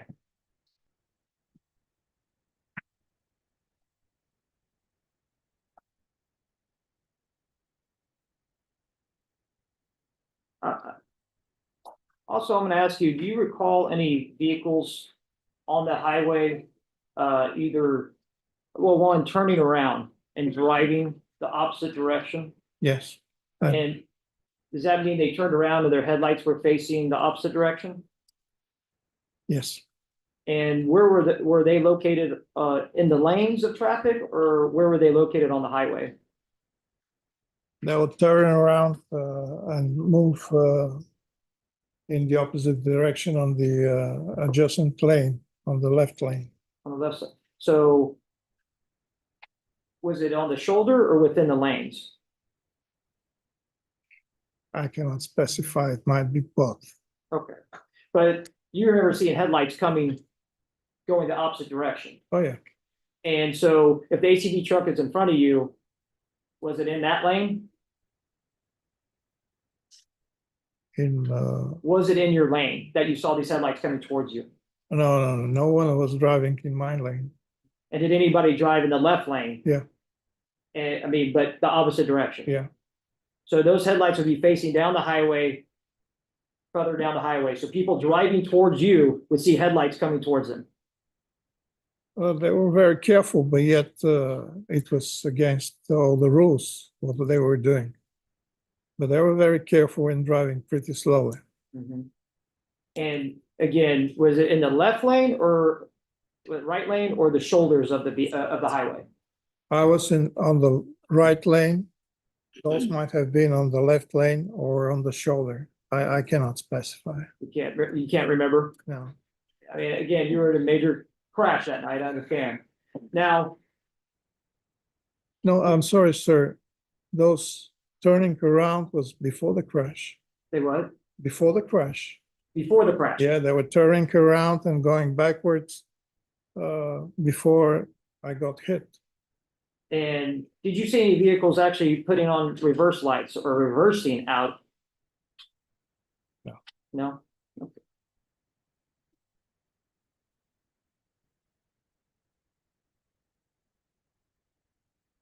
Any other crashes happen after this crash that involved you after that? Did anybody run into y'all after this crash?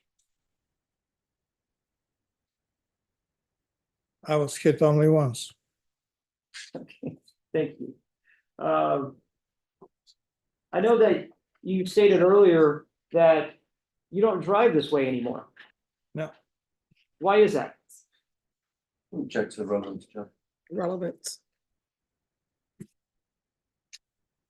What's the relevance? Relevance is, Judge, that this is also an individual that night that came into contact with his truck, that contacted his vehicle, and the emotional toll that it took on this individual. The objection will be sustained. We'll pass the witness, John. You may proceed. Good afternoon, Mr. Stepanov. And you're on a way approach very briefly. Yes. Thank you. Mr. Stepanov, there's been some questions about this picture. My name's Gary Hillier, by the way, if you can ask a question, if that's okay. So that is marked as 76, I believe. This is a pretty good representation, sorry guys, of the scene, right? Is that correct? It looks like It's from behind the around, car. yeah. Some of the elements look like. Yeah, and so there was a lot of talk about what lanes people were in. So here is you're in the middle lane. There is no middle There's lane. no middle lane. So what is this to your right? Shoulder. This is the shoulder, and what's that to left? Because there's a lot of talk about left lane, right lane. What is this one here? My car, if this is my car and the truck are in the right lane, the left lane is the one adjacent to the right lane. Okay, thank you. That clears that up. So we've got the shoulder, Yes, sir. the right lane, Yeah. and then the left lane. Mhm. So when you said that, so this is I think that you said that, thank you. That's all I need. I could sit down. You said that you said that there was a line, and that's the line that was forming ahead of your vehicle, right? We can see that line there. Right, and when you arrived there, you said that the line had formed, it was about half a mile long already. Maybe, yeah. That was a long line. Yeah, it was a long line. I'm not asking you to commit to that, but it was a long line. I think you said earlier half a mile. And were you aware that that line of traffic had been caused by a wrong way driver coming up the wrong way on the off ramp? No, Okay.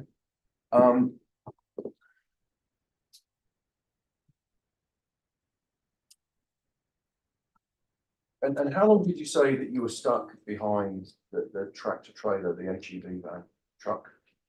couple of minutes.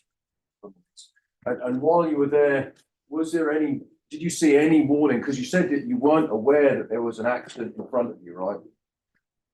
I said, I thought it's either an accident or a construction going on because the construction workers use this time of the day to move heavy elements. Right, okay, thank you for clarifying that. So it could have been one or the other, because you're familiar with the location, there was lots of construction at the time. Yeah. But there was nothing that you saw on your arrival at this scene here when you stopped in that line of traffic that would tell you it was an accident. Hmm. No, there were no police vehicles with red and. There blue were lights. blinking lights. But construction workers very often use similar lights. Right? Not exactly the same, but pretty similar. I don't know what color is lacking when the construction workers are using, I think they don't use red, but they use blue or something like this. Well, no, you didn't see any police cars. But it's too far to see a police car. So you couldn't see police I cars. couldn't see a police All right, car. well, All right, so everyone. Y'all need to stop talking over each other. I'm looking at the court reporter's records and you all are talking over each other.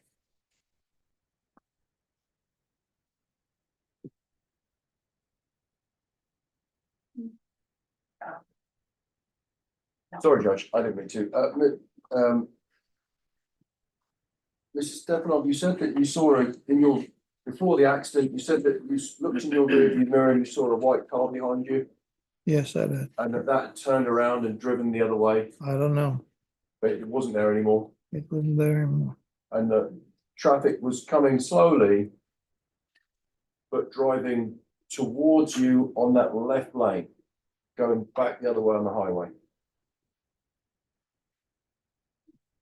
By the time I stopped behind the 18-wheeler, there were no cars going backwards.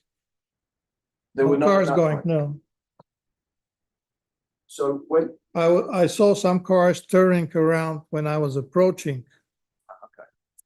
But so when I stopped there behind the 18-wheeler, there were no cars turning. I was the last car.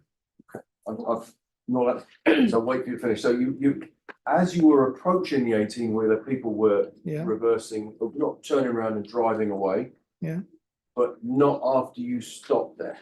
Yeah. And how long do you think that you were waiting in that line of traffic? As I said, a couple of minutes. Okay, Mr. Stepanov, I'm very glad that you're okay and you're not hurt, and I've got no further questions, so thank you. For your time. Very Appreciate it. quickly, you didn't see any patrol cars or anything like that, as defense counsel was asking, but you stopped. I'm sorry, sir. Can you repeat the question? You didn't see patrol cars like the Oh, defense counsel, patrol cars. No, I didn't see any patrol cars. but you still stopped. I stopped because there was a line. Thank you. Thank you. No further questions. Nothing further, Judge. All right, is this witness excused? Please. All right, the rule has been invoked. You're not allowed to discuss your testimony with anyone except for attorneys for the state or the defense. Do you understand? Yes, ma'am. All right, is this witness excused? Please, Your Honor. All right, you may step down. Thank you. All right, ladies and gentlemen, I'm going to give you all a short break. And we're going to come back at 3:45. Is that enough time for everyone? Remember my rules. You're only to think about this case and listen when you're inside the courtroom. Does everyone understand? All right, everyone, please rise for the jurors.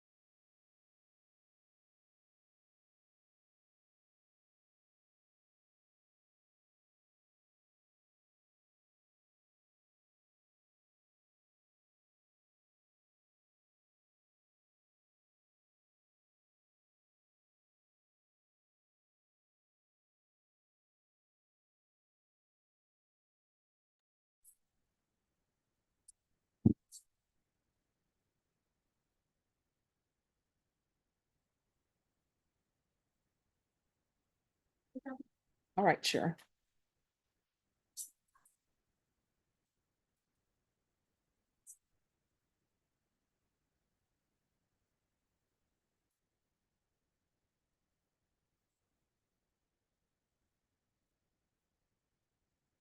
All right, Deputy Laura, let's bring the jurors in. All right, for the jury.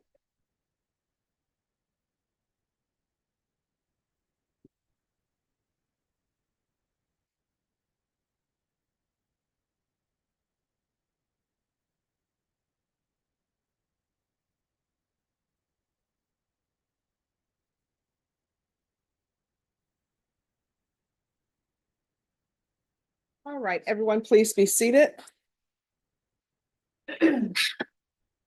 And state, call your next witness. State calls Officer Roman Cabrera. All right, can you raise your right hand for me, please?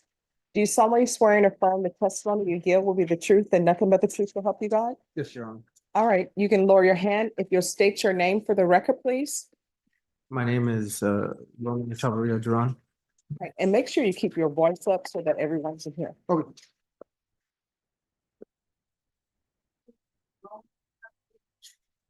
Good. All right, you may proceed. Thank you, Your Honor. Officer Cabrera, can you please introduce yourself to the jury? Hello, I'm employed with the city of San Antonio. I've been on the police department just under 3 years.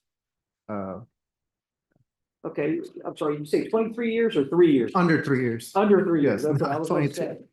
Like, very young looking for 23 years in the FAPD. All right, so I'll go ahead and ask you some of these questions about your training. Did you go through certain training to become a San Antonio police officer? Yes, sir. And please explain to the jury what type of training you went through, briefly, of like the academy, things that you had to go through in classes. To be employed by the city of San Antonio, you go through 35 weeks at the San Antonio Police Academy. It's a lot of physical training, penal code, traffic law, civil law training as well. Just to come out here and do a proficient job for the citizens. And how long is that training for? It's 35 weeks.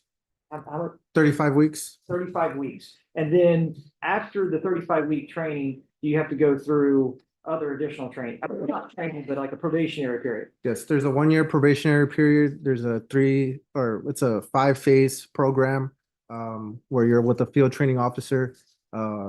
There's 3 months where you're with a different officer every month. And then there's a 2-week evaluation period where you have a different evaluator each one of those weeks. And you said you've been on the force just under 3 years. Correct. So, and then please tell the jury what type of duties or what your duties are right now. I work for patrol, so I take everyday calls, any emergency calls, disturbance calls, family calls, accidents on the highway. Just anytime anybody calls 911 or the non-emergency number in my area, I'll be sent out there. And what area do you work in currently? I currently work North Patrol. And I'm gonna go ahead, are you a Texas certified peace officer? Yes, sir. Let's go ahead and go to the date of July 22nd, 2022. Were you on duty at the early morning hours?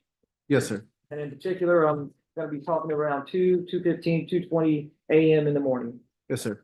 And were you dispatched to a crash accident scene? Yes. And where was that crash located at? It was on 281 northbound lanes, just north of the Stone Oak Parkway and TPC Parkway intersection. And you say intersection, was it on the highway or was it on the access road? It was on the highway. On the actual highway. And this area, if you recall, was it under construction or was it just a highway without construction? At the current time, it was under construction. And after you got this call, did you proceed to that location? Yes. And what was you stated it was for accident or crash or wreck on the highway? Correct.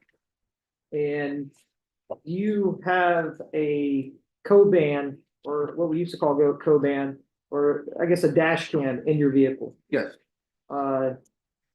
I'm gonna show you what's been marked state exhibit. I'm gonna show you what's been marked state exhibit number 92. Where the sleeve has been, but inside that sleeve, there is a disc. Do you recognize that disc? Yes, I do. And how do you recognize that disc? I put my name on there as well as my badge number and I dated it when I reviewed the tape. And what is on this disc? My Coban video, or the dash cam video of my vehicle. The dash cam of your vehicle. And so that was the vehicle you were driving on July 22nd, 2022 at around 2 a.m. Correct. And it's a fair and accurate depiction of what your dash cam caught that night. Yes, sir. Your Honor, at this time, the state would be asking to enter state exhibit number 92 into evidence or tender to defend any objections. Yes, Your Honor, we would object to relevance and may we approach? Yes.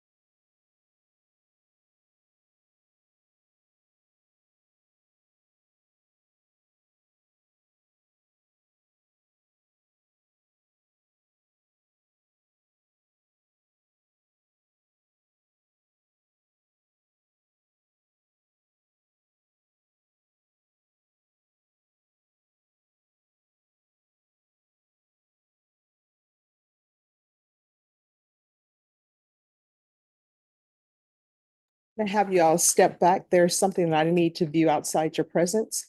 It'll probably take me about 10 minutes to view it. So remember my previous instructions. Rule has been invoked. You're not allowed to All right, discuss your Secretary. testimony with anyone, okay?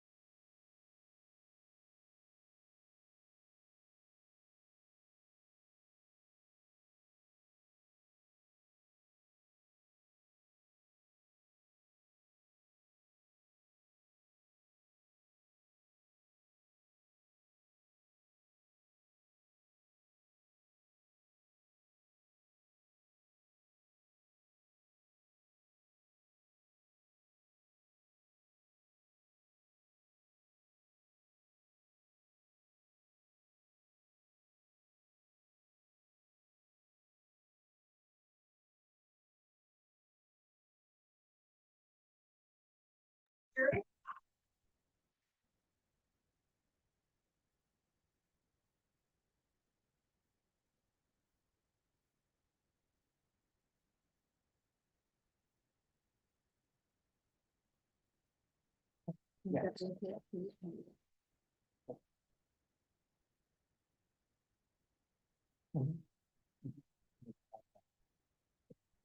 right, everyone, please be seated. And state it is your witness. Yes, Your Honor, I believe that, at this point, the state would offer state exhibit number 92, which is the dash cam, video from, Officer Chevaliers patrol car. All right, 92 and 93. Oh, the body, I'm sorry, I mean, we would be offering the body cam also of Officer Chevalier. So you're offering state's exhibits. What are the exhibits number? 92. The co-hand, I believe, is 92, Your Honor. Yes. Sorry. All right, and defense, are you re-urging your objections to state's exhibit number 92? Yes, Judge, we re-urge our previous objections. All right, and that will be overruled. State's exhibit number 92 is admitted. May I approach it to the jury? Then? Yes. And Judge, for purposes of this computer, this is, we have an exact copy on our hard drive that was copied from this disk.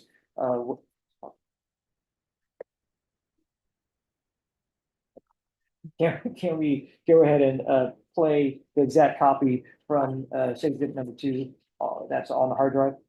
All right, you mean state's exhibit number 92? Yes, did I see? All right, yes. Defense, any objections to the playing of 92 from the state's hard drive? No, Judge, it's the same copy for my. All right, Okay. you may proceed. And Officer Chevalier, please, we're gonna go ahead and start playing this video from the beginning. Please explain to the jury what we're seeing on the screen. What are we seeing on the screen? So this is the video for it's called, well, we called it a Coban, but that's the brand of dash cam that the city used at the current time. This is me headed to the scene of the crash that I was dispatched to. So this is at roughly 2:26:18. As far as you know, is that the accurate time? Correct. And it says a date of July 22nd, 2022, is that correct? That is correct.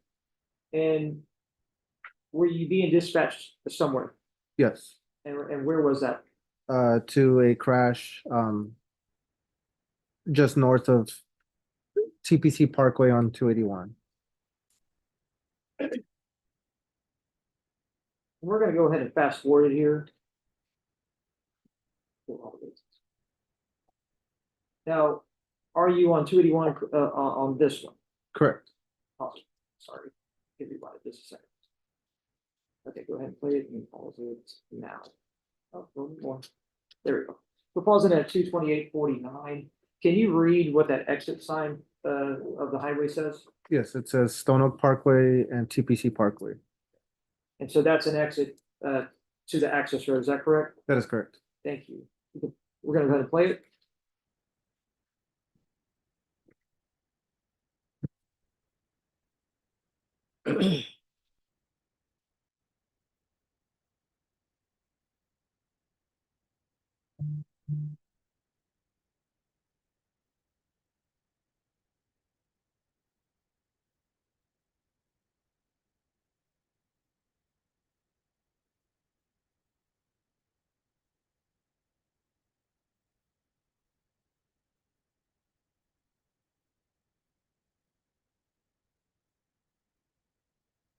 Now, we just saw some arrows on the roadway there. What is that indicating? So at the time it was a 3-lane, and then right after the exit, it goes down into a 2-lane and merges.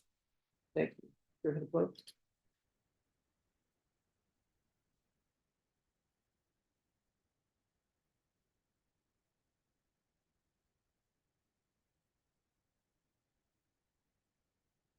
Then what are we looking at here? This is me approaching the traffic up ahead. You notice in the middle of the highway there, is something over the highway, like a signage? Yes. And I'm gonna go ahead and come up there and point at that and tell me, do you know what that is? Above the area. Judge, may I step up? Yes. Right up here, across the highway. Yes, Those, I believe those are caution signs. Caution, okay.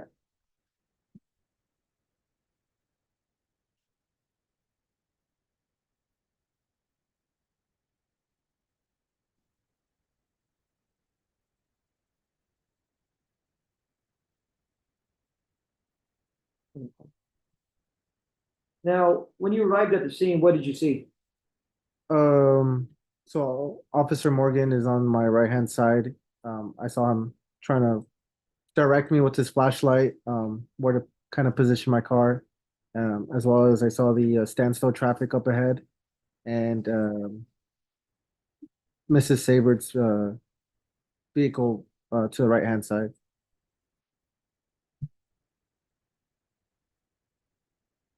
I'm gonna show you what's been marked state exhibit number 93.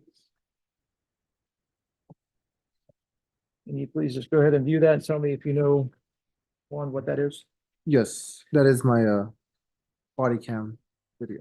And is it a body cam from July 22nd, 2022, Yes, at roughly 2:20, 2:30 in the morning? yes, sir. And this portion or this body cam, does it show the scene that night Yes, that you arrived at? yes, And on this particular body cam, is it muted? yes, So there's no audio in it, is that correct? correct, And then, but it's just visual, is that correct? correct. Okay. And in lack of other certain portions removed, it's a fair and accurate copy of what was done that night by you. Yes, Okay, Your Honor, at this time, will state's asked to enter state exhibit number 93. Enter to discuss any objections. Judge, we re-urge all of our previous objections. All right, and that will be overruled. And Judge, again, with this item, just like the last one, state exhibit number 93 has been copied to our hard drive. We'd be asking if we can play it from our hard drive instead of from the CD. That's an exact copy. Any objections? No objections. Thank you.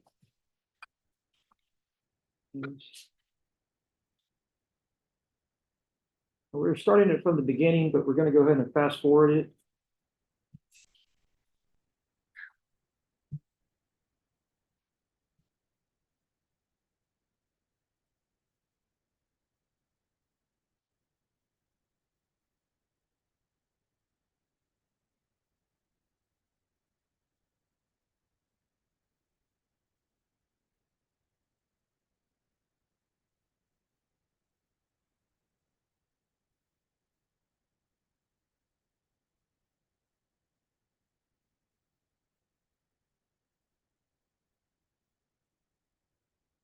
Pause it at 2 minutes 30, 2:30:03.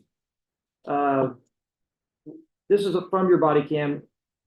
What are you doing at this particular point? Getting out of my vehicle and just making sure there's no incoming vehicles. I don't step into traffic. And so which way is your body cam facing? South. South. And that's the roadway that you just drove down, is that correct? Correct, To get to where you parked your vehicle, is that correct? correct. And so at that point, you're facing south Yes, on the northbound lanes. correct.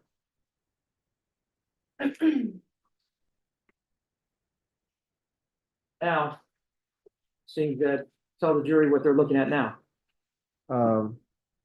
So like I stated previously, Officer Morgan's seen on the right-hand side. He was kind of waving me down the standstill traffic up ahead, as well as Miss Saber's vehicle is resting up against the right-hand side cement barrier.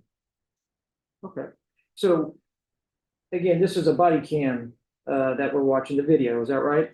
Yes, sir. And seem like a tall guy, but can you show the jury where your body cam is if you had it on? I don't have it on me today, but I would put it right here. It's on my front right pocket. And so it'd be, how tall are you?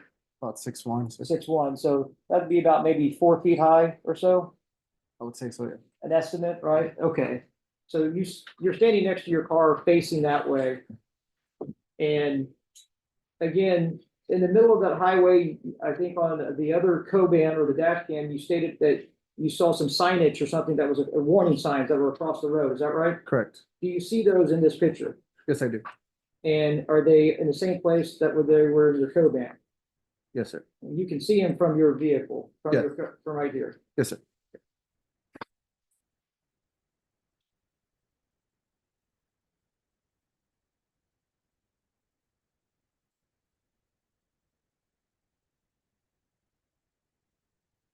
And what are you doing now? Running up to Miss Sabert's vehicle. You're running up and it looks like looks like several vehicles, is that correct? Yes, sir. In line, okay.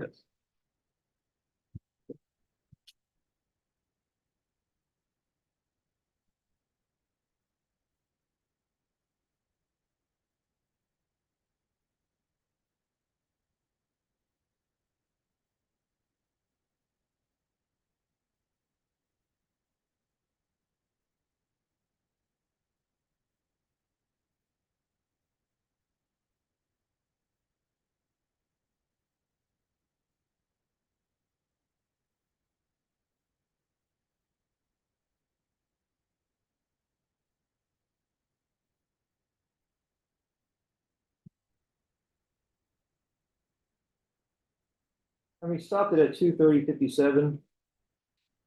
We're gonna start it back up here at 2:40:03.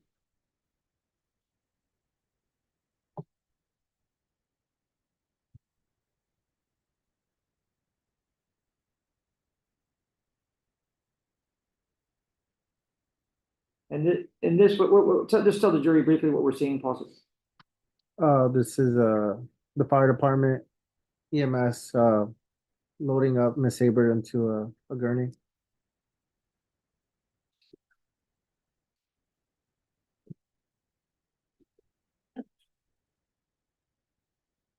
And that's at 2:40:10, is that correct? Correct.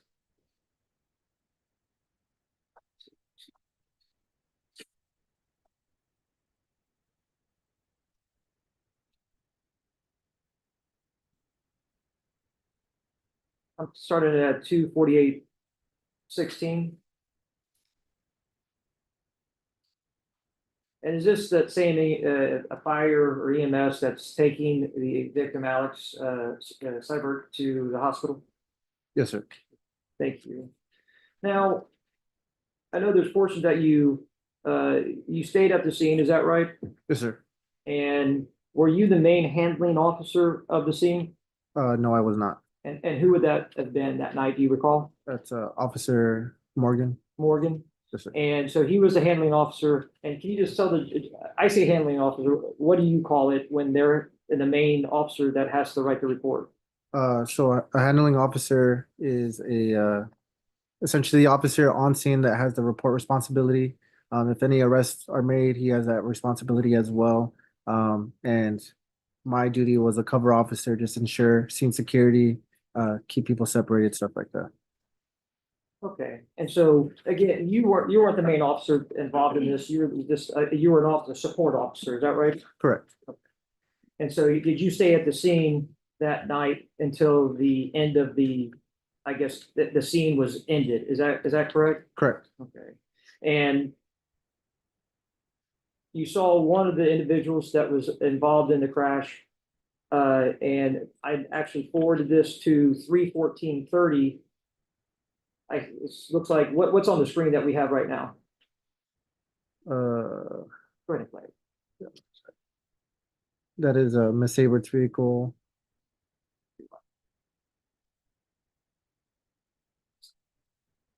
Okay, go ahead. All right. And did you see what that was? Yes. And whose purse was that? Miss Sabert's purse. Miss Seabrook purse. So I saw you put a cell phone, and the jury saw you put a cell phone in that purse. Whose cell phone was that? Hers. And where did you find that cell phone?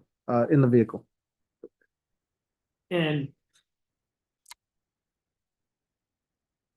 what were your responsibilities that night? To keep to stand by with the witness, keep everybody separated, as well as for a brief moment of time, the traffic that built up, we had to relieve that without them running over the entire scene. So I did have a part taken clearing the traffic. And what about the witnesses? Did you, at any time, speak with the witnesses or be around the witnesses or the people involved in the crash rather? Yes, And was that one of your responsibilities? yes, And another one of your responsibilities, did you ever contact the family in this case? That was the father and mother of Miss Seibert? Your Honor, we would object to relevance. May we briefly approach? Yes.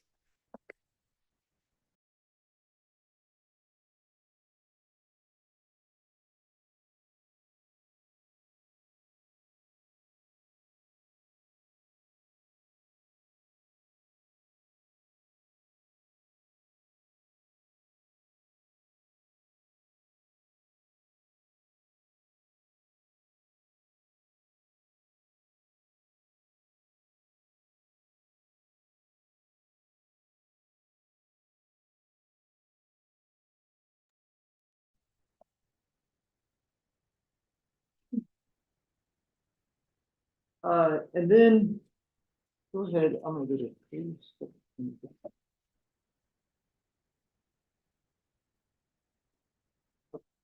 I'm gonna go ahead and start at 317:43. This is your body cam. And can you recognize which way you're looking? What direction on the highway? Are you facing north or south? north, sir. And there's an object in the middle of the road right there. Do you know what that object was? It was a piece of the Miss Siebert's vehicle. And that would be state exhibit number 71 up here on this easel. Is that Miss Siebert's vehicle? Yes, sir. And it's a portion of a bumper that is attached to that vehicle, Yes, sir. and it's in the middle of the road. Yes, sir.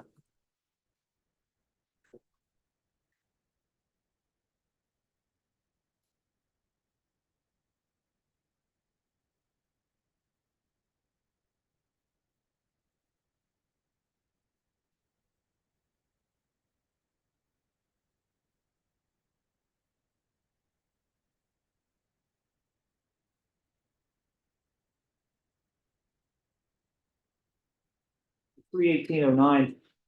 Which way are you facing now? Southbound, sir. Southbound.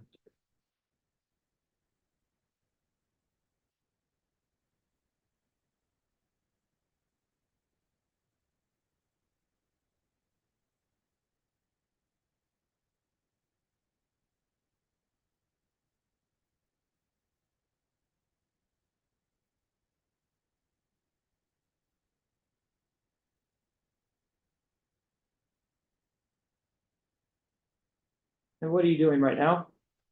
I am relocating this vehicle. And why are you relocating that vehicle? To be quite honest, I don't recall, but I was instructed to do so by my supervisor. And how are you going forward or reversing? I'm reversing. So you, just to be clear to the jury, you're in the patrol vehicle that was facing the right direction. You put it in reverse and you're backing up on the highway. Yes, sir.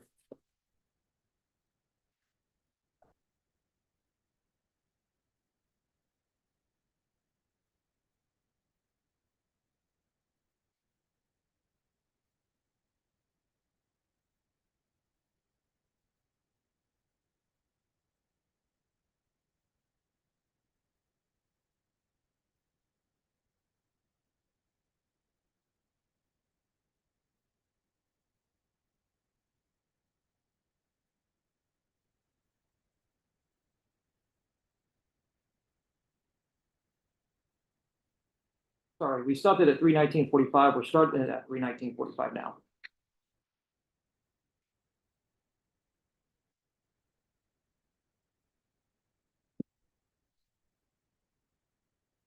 You'd reverse that vehicle, is that correct? Correct. And you see patrol cars up there ahead, is that correct? Yes, sir. In the middle of the highway, can you still see those warning signs that are across the highway? Yes, sir. From the vantage point of even after you backed out? Yes, sir.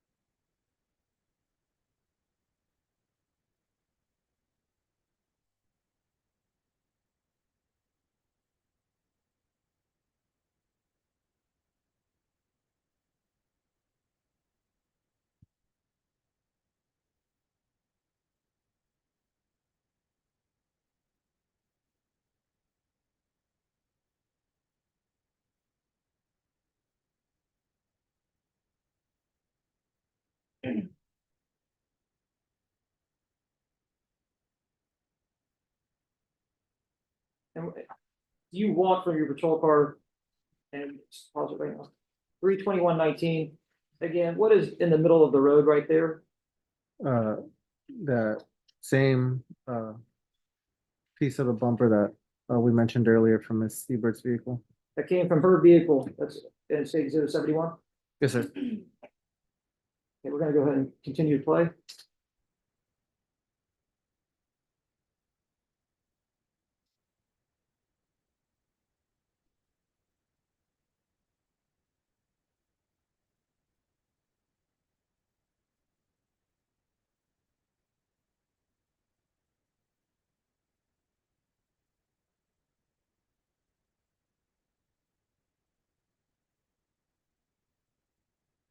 And you know who that is right there? Yes, sir. Who is that? That is the defendant. And is that person in the courtroom here today? Yes, sir. Just point him out and identify a item of clothing he's wearing. He's sitting right over there. He's wearing a navy blue suit with a red tie. Please let the record reflect that the officer has identified the defendant in this case. And go ahead and play.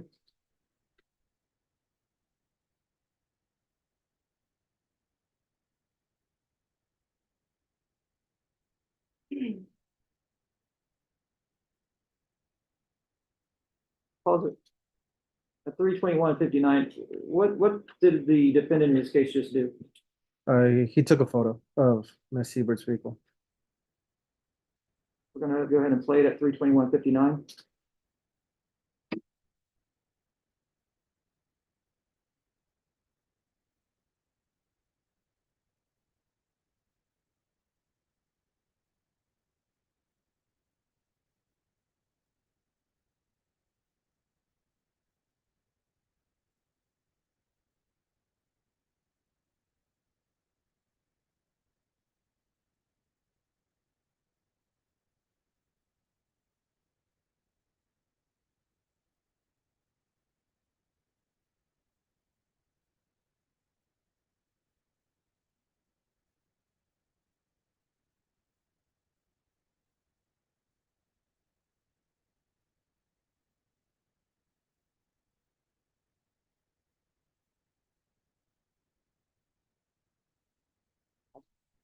I'm gonna pause it at 322:54. It looks like there was a discussion there about something, and it looks like the officer, which officer was that? That's Officer Lechuga. And it looks like she was directing him, the defendant somewhere. Is that correct? Correct. And you spoke, I mean, did you speak with the defendant at times that night? I believe this was my only interaction that I had directly with him. Directly. And so, this scene, well, what time do you recall leaving this scene, the actual scene? Approximately, I would say around 6 a.m. 6 a.m. So the accident happened around 3:21, 3:22 a.m. So for at least from the accident to when you leave, I know you arrived after the accident, but it's a long time. Is that like roughly 3.5 hours or so? Correct. And did Mr. Castro, the defendant in this case, was he at the scene until you left? Right before I left, he was taken somewhere else. And then what about, do you know Peter Stepanov? I believe it was the same case scenario as well. What do you believe or do you know? I know. And was he the driver of the VW SUV? Yes, yes, sir. And then what about the HEV driver? Same goes for him. He was there for the entirety of it as well. So those three individuals were there the entire time. Correct. And of course, Ms. Seaver that was in that car, she got taken away from the scene around 2:48. Yes, sir. And do you know where she was taken? To University Hospital.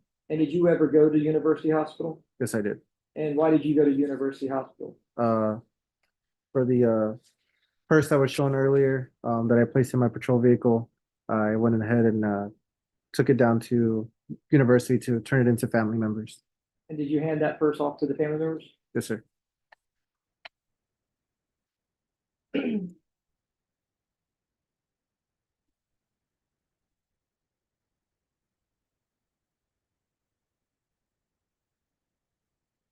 I'll show you what's been marked stated, number 86, 87. 88, 89. Can you just look through those and tell me if you recognize them?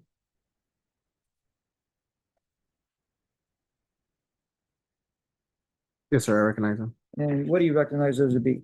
This is still photos of my body cam.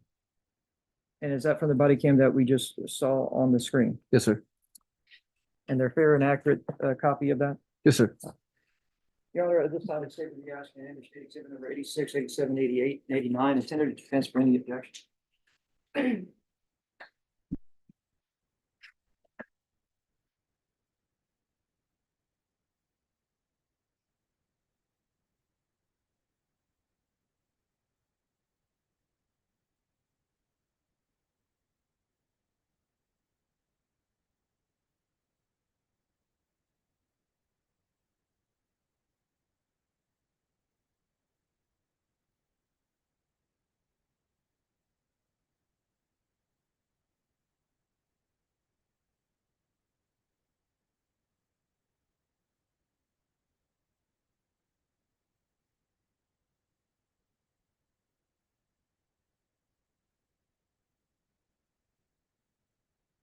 Your Honor, objections cumulative. This is already, as this evidence has already been entered on the body All camera. right, if I could see State's Exhibits 86 through 89, please. Yeah, Coach. Yes.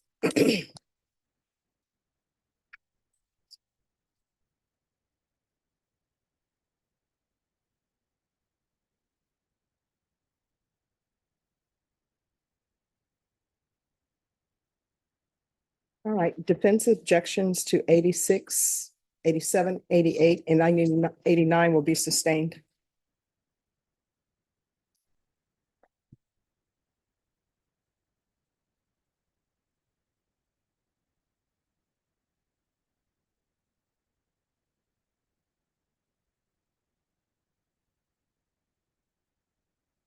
We'll pass the witness, Your Honor. All right, defense, you may proceed. Yes, Your Honor. Good afternoon, Officer Chavarria. I'm Jasmine Green. I'm one of Alexander Castro's attorneys. Just have a couple of questions for you. Yes, ma'am. So you mentioned separating witnesses on scene and that was one of your rules. Yes, ma'am. So why is it important to separate witnesses? So they don't communicate with each other and kind of cloud each other's version of events. And we know that one of the witnesses on scene that you talked to was Mr. Paul Martinez. Yes, ma'am. And another one was Mr. Peter, I can't pronounce his last name, Stepanov. Yes, ma'am. And you talked to both of these witnesses. Yes, ma'am. And you also had a brief interaction with Mr. Castro. Yes, ma'am. And in that interaction, you spoke. Yes, ma'am. Now, I understand that you're not the primary officer, so you didn't write the primary report, but did you write a supplement report? No, I did not. Why not? To be quite honest with you, I couldn't tell you why. I just know I didn't. No further questions, Your Honor, passing the desk. Other questions, Your Honor. Can this officer be released? All right, is this witness excused or subject to recall? Subject to recall, Your Honor, we still have to put them on the board. All right, so if you'll just remain, please. All right, ladies and gentlemen, that will be our last witness for today because your next witness, how long did you say the next witness would take? About 20 minutes, Judge. All right, are you all okay with taking up the next witness? All right, so, excuse me, officer, if you could just make sure that you do not leave the courthouse just yet, and we'll call you back. Okay. All right, State, call your next witness. State calls Detective Julio Orta.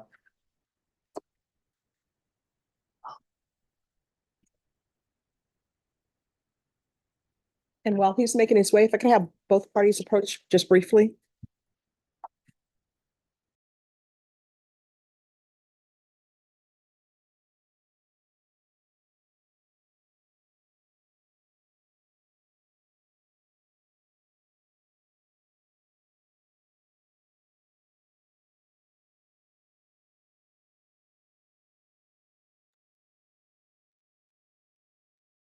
All right, if you'll take a seat here, please. Yes, sir.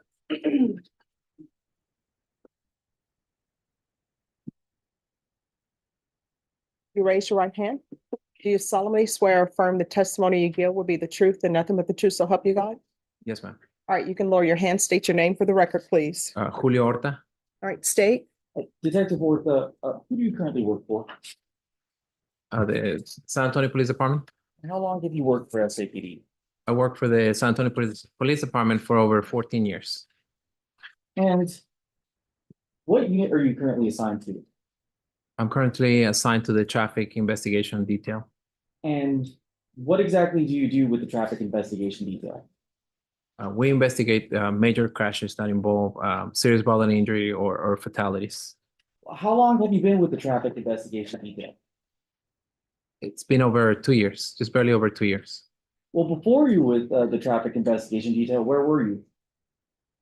Before that, I was working for the crisis intervention unit, which is basically family violence. But prior to that, prior to promoting, I worked for the DWI unit for over 7 years. So as a part of the DWI unit, what specific training did you receive? Well, we went through the certified through the field sobriety test, and then A-RIDE, which is advanced roadside impaired driving enforcement. Basically, what it tells you is there's this gap where the basic SFSTs tell you that there may be alcohol in somebody's system, but then there's also drugs that may impair that person. And then from there, I got certified as a drug recognition expert, which goes more into depth into the different drugs that people may take. Even some of them may be prescribed, but may affect the way a person safely drives a vehicle. And is this training that you received, is it on top of what you received just to become a regular San Antonio Police Department officer? Yes, sir. And so are you also a certified peace officer? Yes, I am. So I want to take you back to July 22nd of 2022. Were you working with the TID unit at that time? Yes, sir. I was working with the traffic investigation detail unit. And on that night, how many incidents did you have to respond to as a part of the TID unit? Do you remember? That night, I want to say about 2 to 3 call outs that we had that night. So we were very busy. So what happens whenever you receive multiple call outs? Well, we basically we don't go back to the office. We're just jumping from crashing to crashing to crashing. So, And do you have any way to prioritize which crash scenes you go to? it will be depending on the severity of the crash. If there's any serious bodily injury or anybody involved in the crash sustains life-threatening injuries, then that would take priority over somebody that didn't, where there's no risk that someone may die. Do you recall as being a part of the TID unit that you received notice of an accident that happened on 281? Yes, I remember that night I was working along with Detective Bianca Martinez, and we had received a call from a North Patrol officer stating that there was a crash on the highway, but at the time he wasn't sure about the injuries on that crash, so she had asked the officer to give us a call back with an update, so we knew if there were any life-threatening injuries, so that way we could prioritize that call. But we didn't get a call for that. He didn't call back. And did you eventually make your way to the scene out on 281? Yes, sir. How much time do you remember? How much time had passed between when you guys got notice of the call and when you went out there? I know by the time we got back to the office, it was almost 5 in the morning when we realized we had to go out there. I'm not too sure about the time the call came in, but I'm gonna say at least over 4 hours. And when you arrived at that scene, what were your duties? I helped out. I assisted with painting road evidence, basically just with a paint stick that we use. We mark tire marks or where the final rest for the vehicles was. And then at one point, I was asked by Detective Martinez to check the eyes of the defendant. Can we approach them originally? Yes.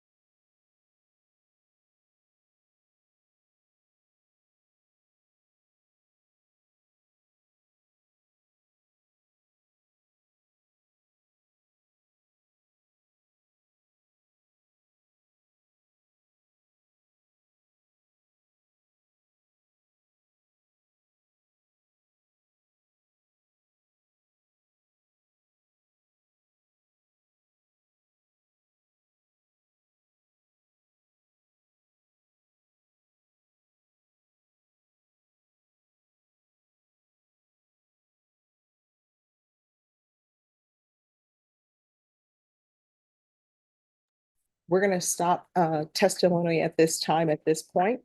I'm gonna have you all come back tomorrow at 9:30.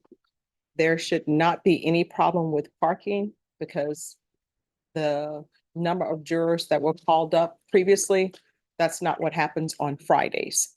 So we'll start at 9:30 again. Don't report inside the courtroom. You'll report to the jury room. Do not think about this case whatsoever. Don't consider it at all.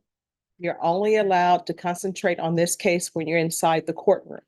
No investigation, no watching of anything. Everything that you need to know about this case has come from inside this courtroom and nowhere else. Does everyone understand? All right, so I'll see you all tomorrow at 9:30. Everyone, please rise for the jurors.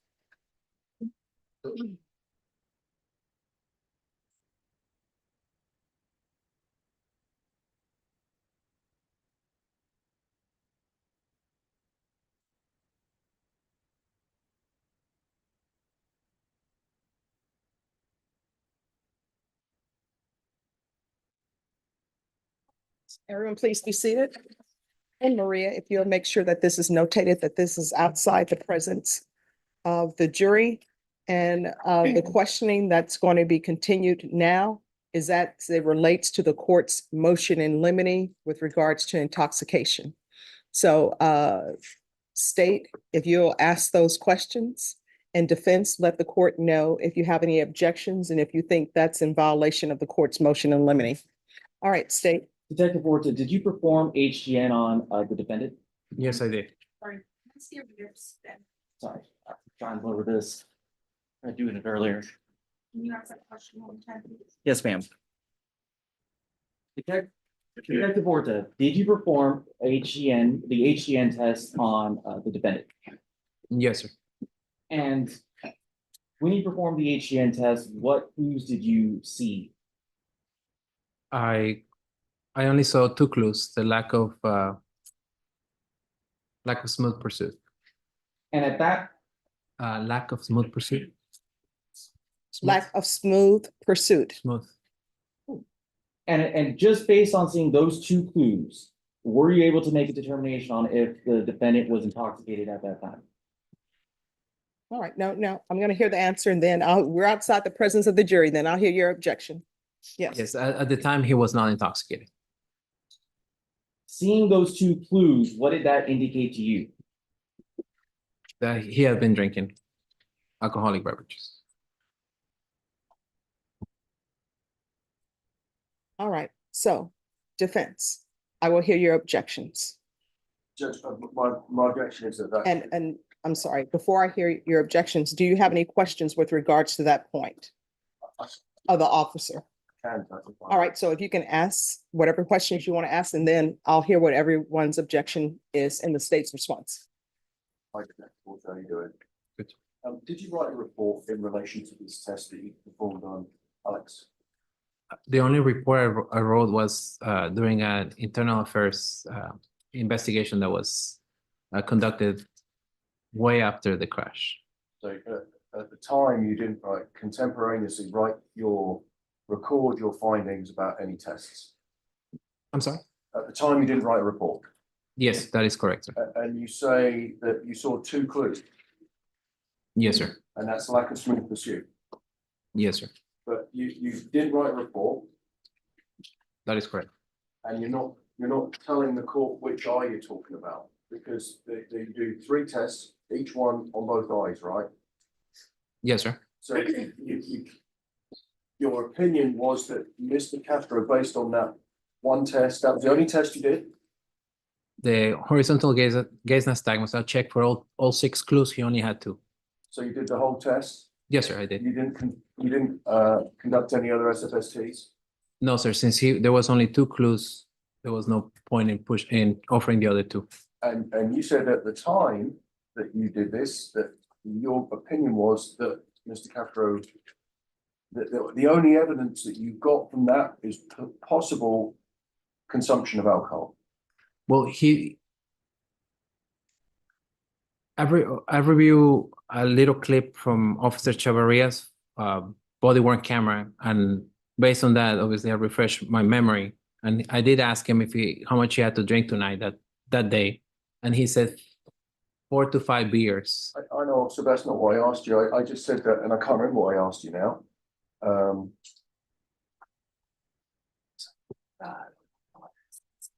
But your conclusion was that the only thing you can tell this court was from doing that test is that he possibly consumed alcohol. At that point, you can't say he's intoxicated right then. That is correct. And there's no way from getting, and you'll agree with me, right? From your training experience, you've done this a lot. You've had a lot of training. That 2 clues on the HGN is not enough to continue an investigation. It's not the decision point, right? That is correct. If we need at least four of the clues to indicate that person is intoxicated at the time. Well, and that's what I was going to say. And even if you got 4 clues, that doesn't mean that they are intoxicated, right? Well, based on the HGN, if you get 4 clues, there's a high possibility that you're intoxicated. Well, do you know what that is? What high possibility that is? I know the most recent study was, according to that, it was 88%. It's four or more clues. So four or 6 clues is 80. That's what I read.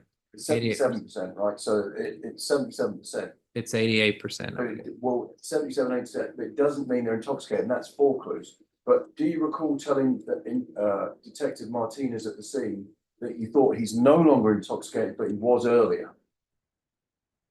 If I recall saying that, I don't recall. I may have said that he may have been going down because based on what he stated that he had drank the amount that he drank of alcohol. But that would just be speculation, right? Could you rephrase your question? What do you? Well, that would be a guess. Well, once again, based on the report that I wrote, the supplement that I did for internal affairs.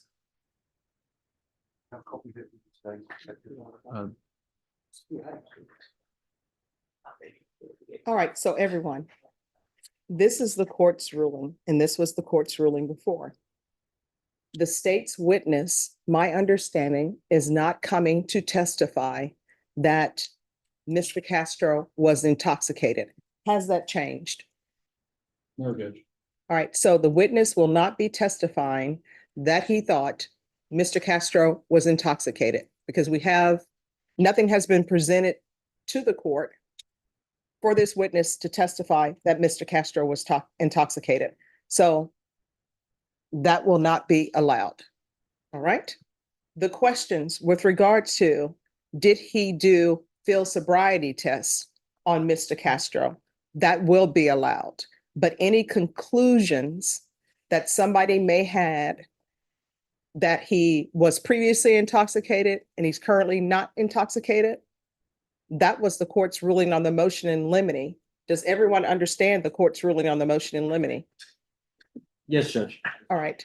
And is anyone planning on going outside of that and think that this witness should be testifying to something other than the parameters that have been set by the court within the motion in limine? No, Judge. No, Judge. All right. So my understanding, we can go off the record. My understanding is he's going to testify if he did field sobriety tests. He's going to testify to what tests he did. Court is going to allow him, if he did an HGN, the court is going to allow him to say he did an HGN in defense. You can cross-examine him on the HGN, what he did, what he didn't do. If he had him do a walk-in turn, which it doesn't appear that he did, if he did, he would be allowed to testify to that. The only thing this witness will not be allowed to testify to is whether or not he thought Mr. Castro was intoxicated. That was the court's motion in limine. That's where we are. Any confusion?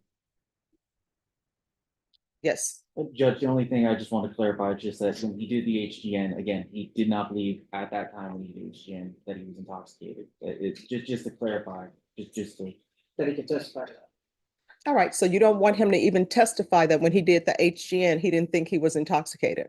The way that it's the way it's asked, Judge, at that time kind of suggests that, well, he's not now, but the suggestion is he was, and that was the. All right, you're allowed to testify that an HGN was done if it was done. You're allowed to say if you think there were 2 clues, 3 clues, 4 clues, whatever. You're allowed to say how many clues you thought it was, the end. Not that you previously thought he was intoxicated or any words to the effect of intoxication. Okay?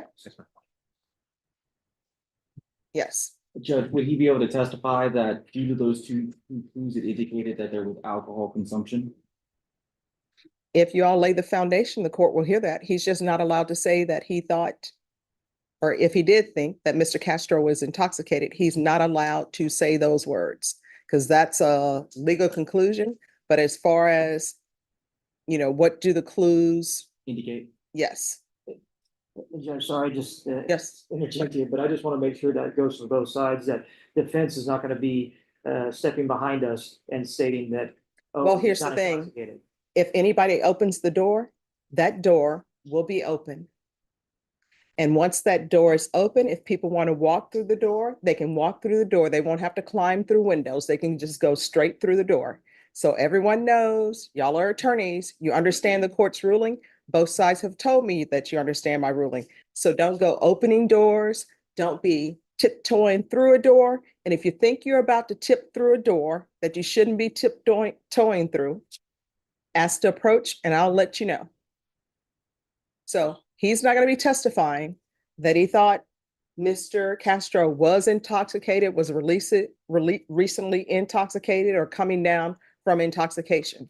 But he is allowed to testify to whatever clues he saw and whatever indicators of alcohol he thought he saw. He's allowed to testify to that. He's just not allowed to say the words intoxication or I thought he was intoxicated or he was coming down from being intoxicated. Any confusion on the court's motion in limine? No, Your Honor. No, Your Honor. All right, so we're going to have you come back at 9:30. Rule has been invoked. You're not allowed to speak to other people about this case except for attorneys for the state or the defense. Do you understand? Yes, ma'am. All right, thank you. And could you have your other officer retake the stand?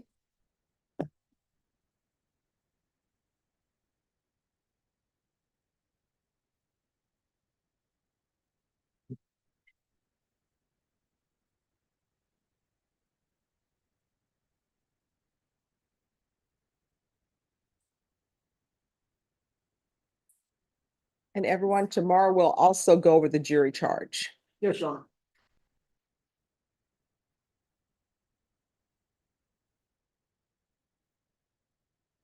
I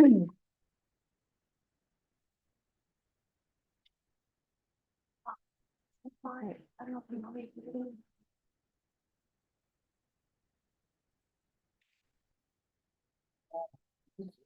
it. You have audio on? All right, you may be seated. Yeah. I have a hard drive that has it. Yep. Okay. But the ones that are seen there. What can you do in a second? All right. All right, you're still on the oath. Could you restate your name, please? My name is Roman Chavarria Duran. And for the record, this testimony is outside the presence of the jury. Defense, you had some questions for the officer outside the presence of the jury? Yes, Your Honor. And it's the court's understanding this is as it relates to any statements that may have been made by your client? Yes, Your Honor. This is to go towards establishing the custodial interrogation of Mr. Castro, along with the statements we've already heard from Officer Morgan. For me to like to establish that with this officer and again request that any statements Mr. Castro gave and evidence that are derived from it be suppressed. All right, and so that the record is clear, statements that are alleged to have been made by Mr. Castro after Mr. Castro asked, and I'm summarizing, asked, I guess, could he go to his wife or have his wife pick him up? None of those have come in yet. Correct, Judge. All right. So State, are you planning on offering any statements beyond that point? Yes, Your Honor. All right. You may proceed. Yes, Your Honor. Okay, Officer Chavarria, so you arrived. Before we go on, Judge, just No, this is outside the presence of the jury, and this is the defense's witness for their hearing on whether or not the statement that their client made was voluntary or not. Officer Chavarria, you watched your body cam prior to today, Yes, ma'am. and you remember that you arrived on scene around 2:30 in the morning. Yes, ma'am. And this would have been about maybe 10 minutes or so after the accident Of, involving Mr. Castro. yes. And when you arrive at 2:30 in the morning, how long in total is Mr. Castro there? Like I said, he left probably shortly before I left, so approximately around till 6 a.m. So this would have been about, I guess, 3.5 hours Yes, at ma'am. least. Yes, ma'am. And what reasonable suspicion did you have to keep him there for those 3.5 hours? So I stood with the HEB driver, primarily for most of the time being. But we were just holding down the scene for traffic investigations to come out. How many officers were on scene? Down at the crime scene, I would say 4. And do you remember, so from your understanding, was there any reasonable suspicion to keep him there? Are you saying reasonable suspicion of a crime? Yes. To my understanding, no. And I want to play a portion of when you and I believe Officer maybe Rodriguez speak to Mr. Castro. Your Honor, may I publish something that's not in evidence only for the purposes of this hearing? Well, so that the record can be clear, it'll need to be marked. Otherwise, there is no true record for the appellate courts. Judge, I don't have a copy with me. It's going to be the same video. I can burn the copy today and provide it tomorrow in court. That's okay. Yes, that will be okay with the court reporter. So what do you want to label it for purposes of this hearing? Can we label it as Defense A? All right, so this would be defense exhibit number A. Yeah. Oh, okay. So can you put it on?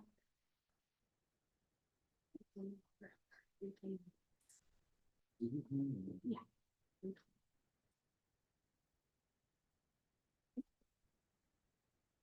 We are starting to play in portion 3, time 3:21:31. We say that number again, but yes, 3:21:31.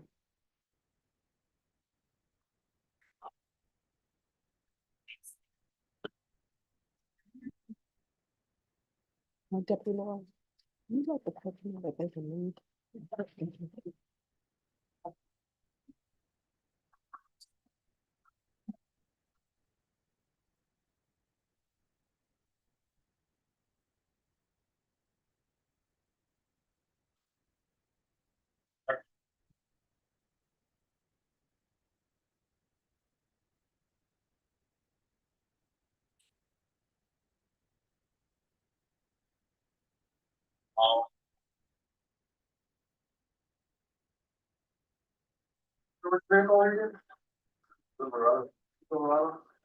want to take a seat in one of our vehicles?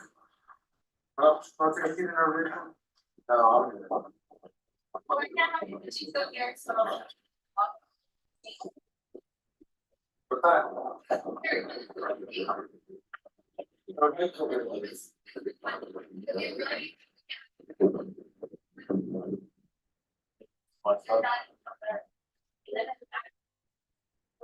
I mean, I was just sitting there over there, like, minding my business. I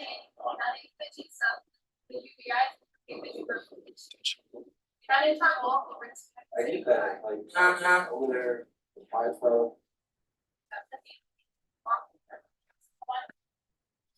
Sit in the car with your life, that's it.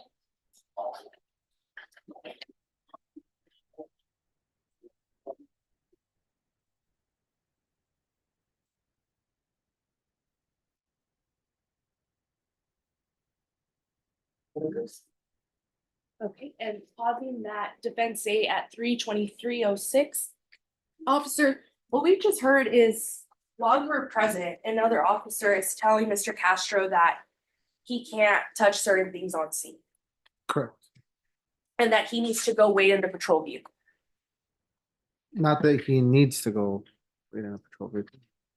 What was the, Understanding. what did you hear that? I had offered him if he wanted to take a seat in a patrol vehicle. And what did she tell him?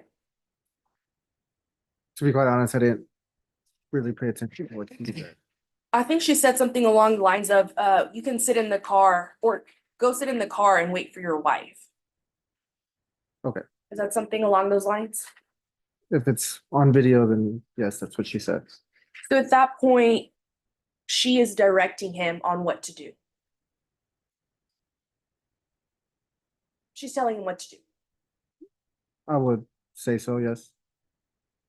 And his movements are obviously being restricted, as in where he can and can't be is being limited. Yes, ma'am. And as we discussed, there's about 7 officers on scene at this point. Is that what you had said? About 7 officers? I said 4. I'm sorry. Okay, right here, so there's 4 officers and they're surrounding Mr. Castro. At this point, it's just us 3. The other officer would be Officer Morgan, and he was further down in the scene at this current time. So 3 officers are surrounding him, talking to him, and you guys all have your weapon on you, on your side. Correct. And it's clear that he was not free to leave the scene. Correct. And were you aware that his wife was there trying to pick him up?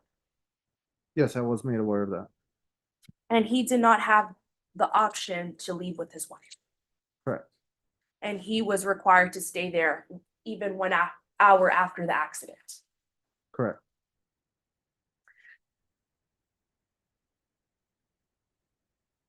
And we also hear that you ask him if you're questioning him, asking if he's the driver of that truck. Correct.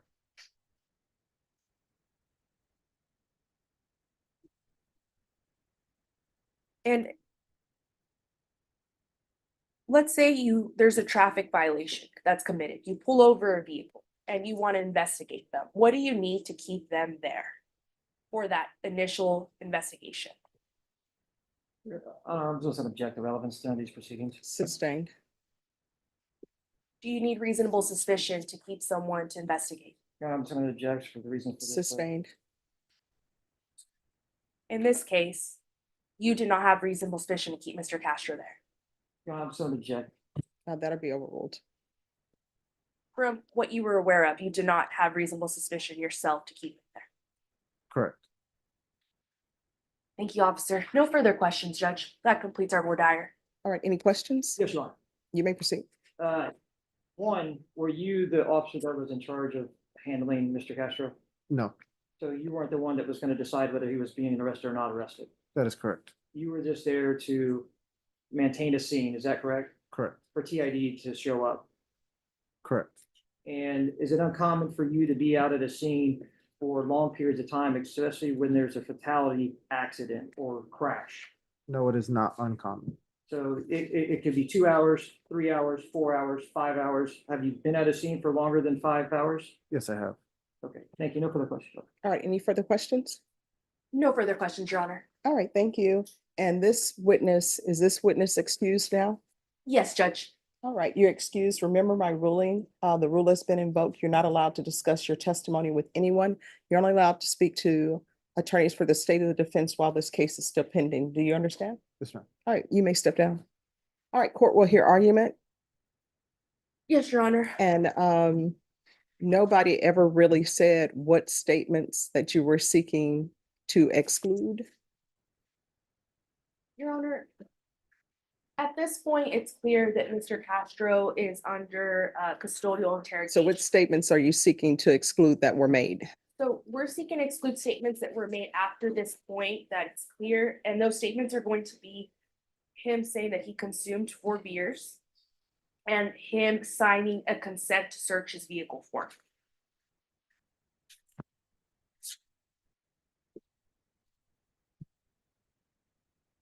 And it hasn't been, it wasn't asked of any officers. It hasn't been submitted into evidence. So, state, are you stipulating that after 3/23/06, is this when the statements were made? I believe, Your Honor, some statements have already come in Mhm. of Mr. Castro from Officer Morgan's body cam, so it's moot in that category already. But there is some information or statements that do come in later. All right, so I'm specifically focusing on the statements where defense is saying Mr. Castro stated he had consumed 4 beers and the consent to search the vehicle. The 4 beers has already come in through Officer Morgan. No, it hasn't. No. Not through his body cam.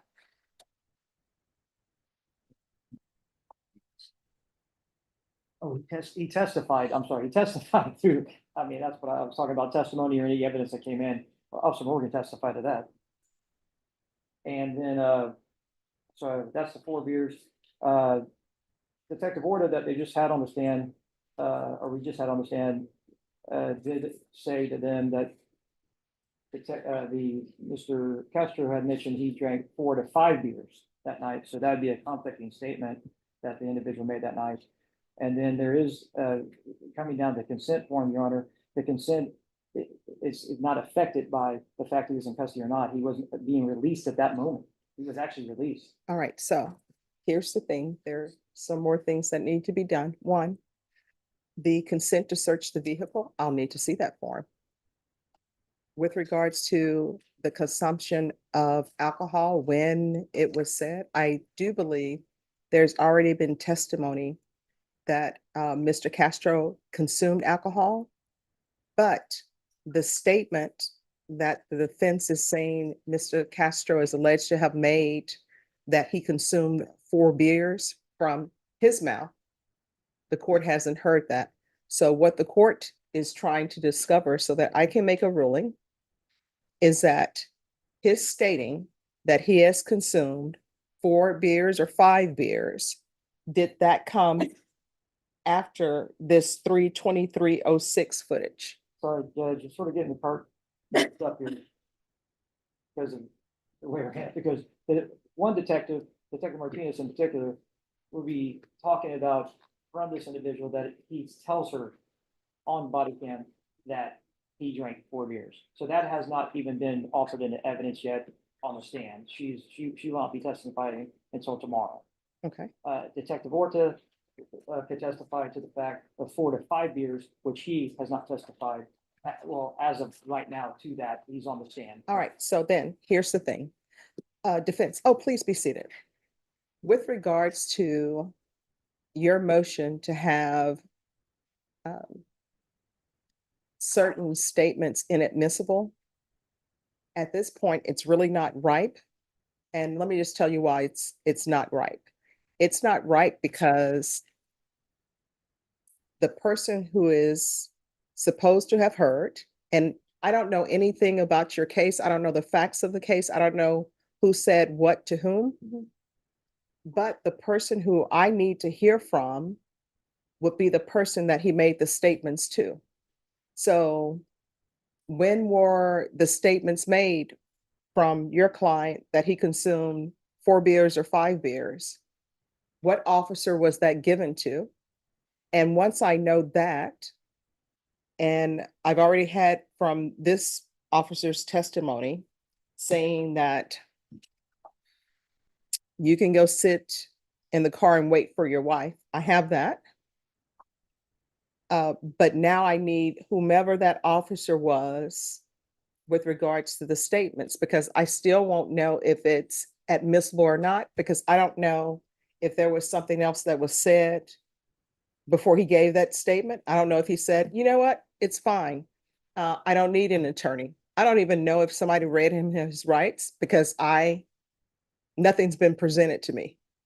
So some more witnesses need to be called to find out who is alleged that he made the statement to. And then I will make an informed ruling on whether or not those statements that are attributed to him are admissible or not. But at this point in time, there's more information that needs to be given to the court. Yes, Your Honor. Understood. And if I can just briefly answer that question, it's going to be Detective Martinez.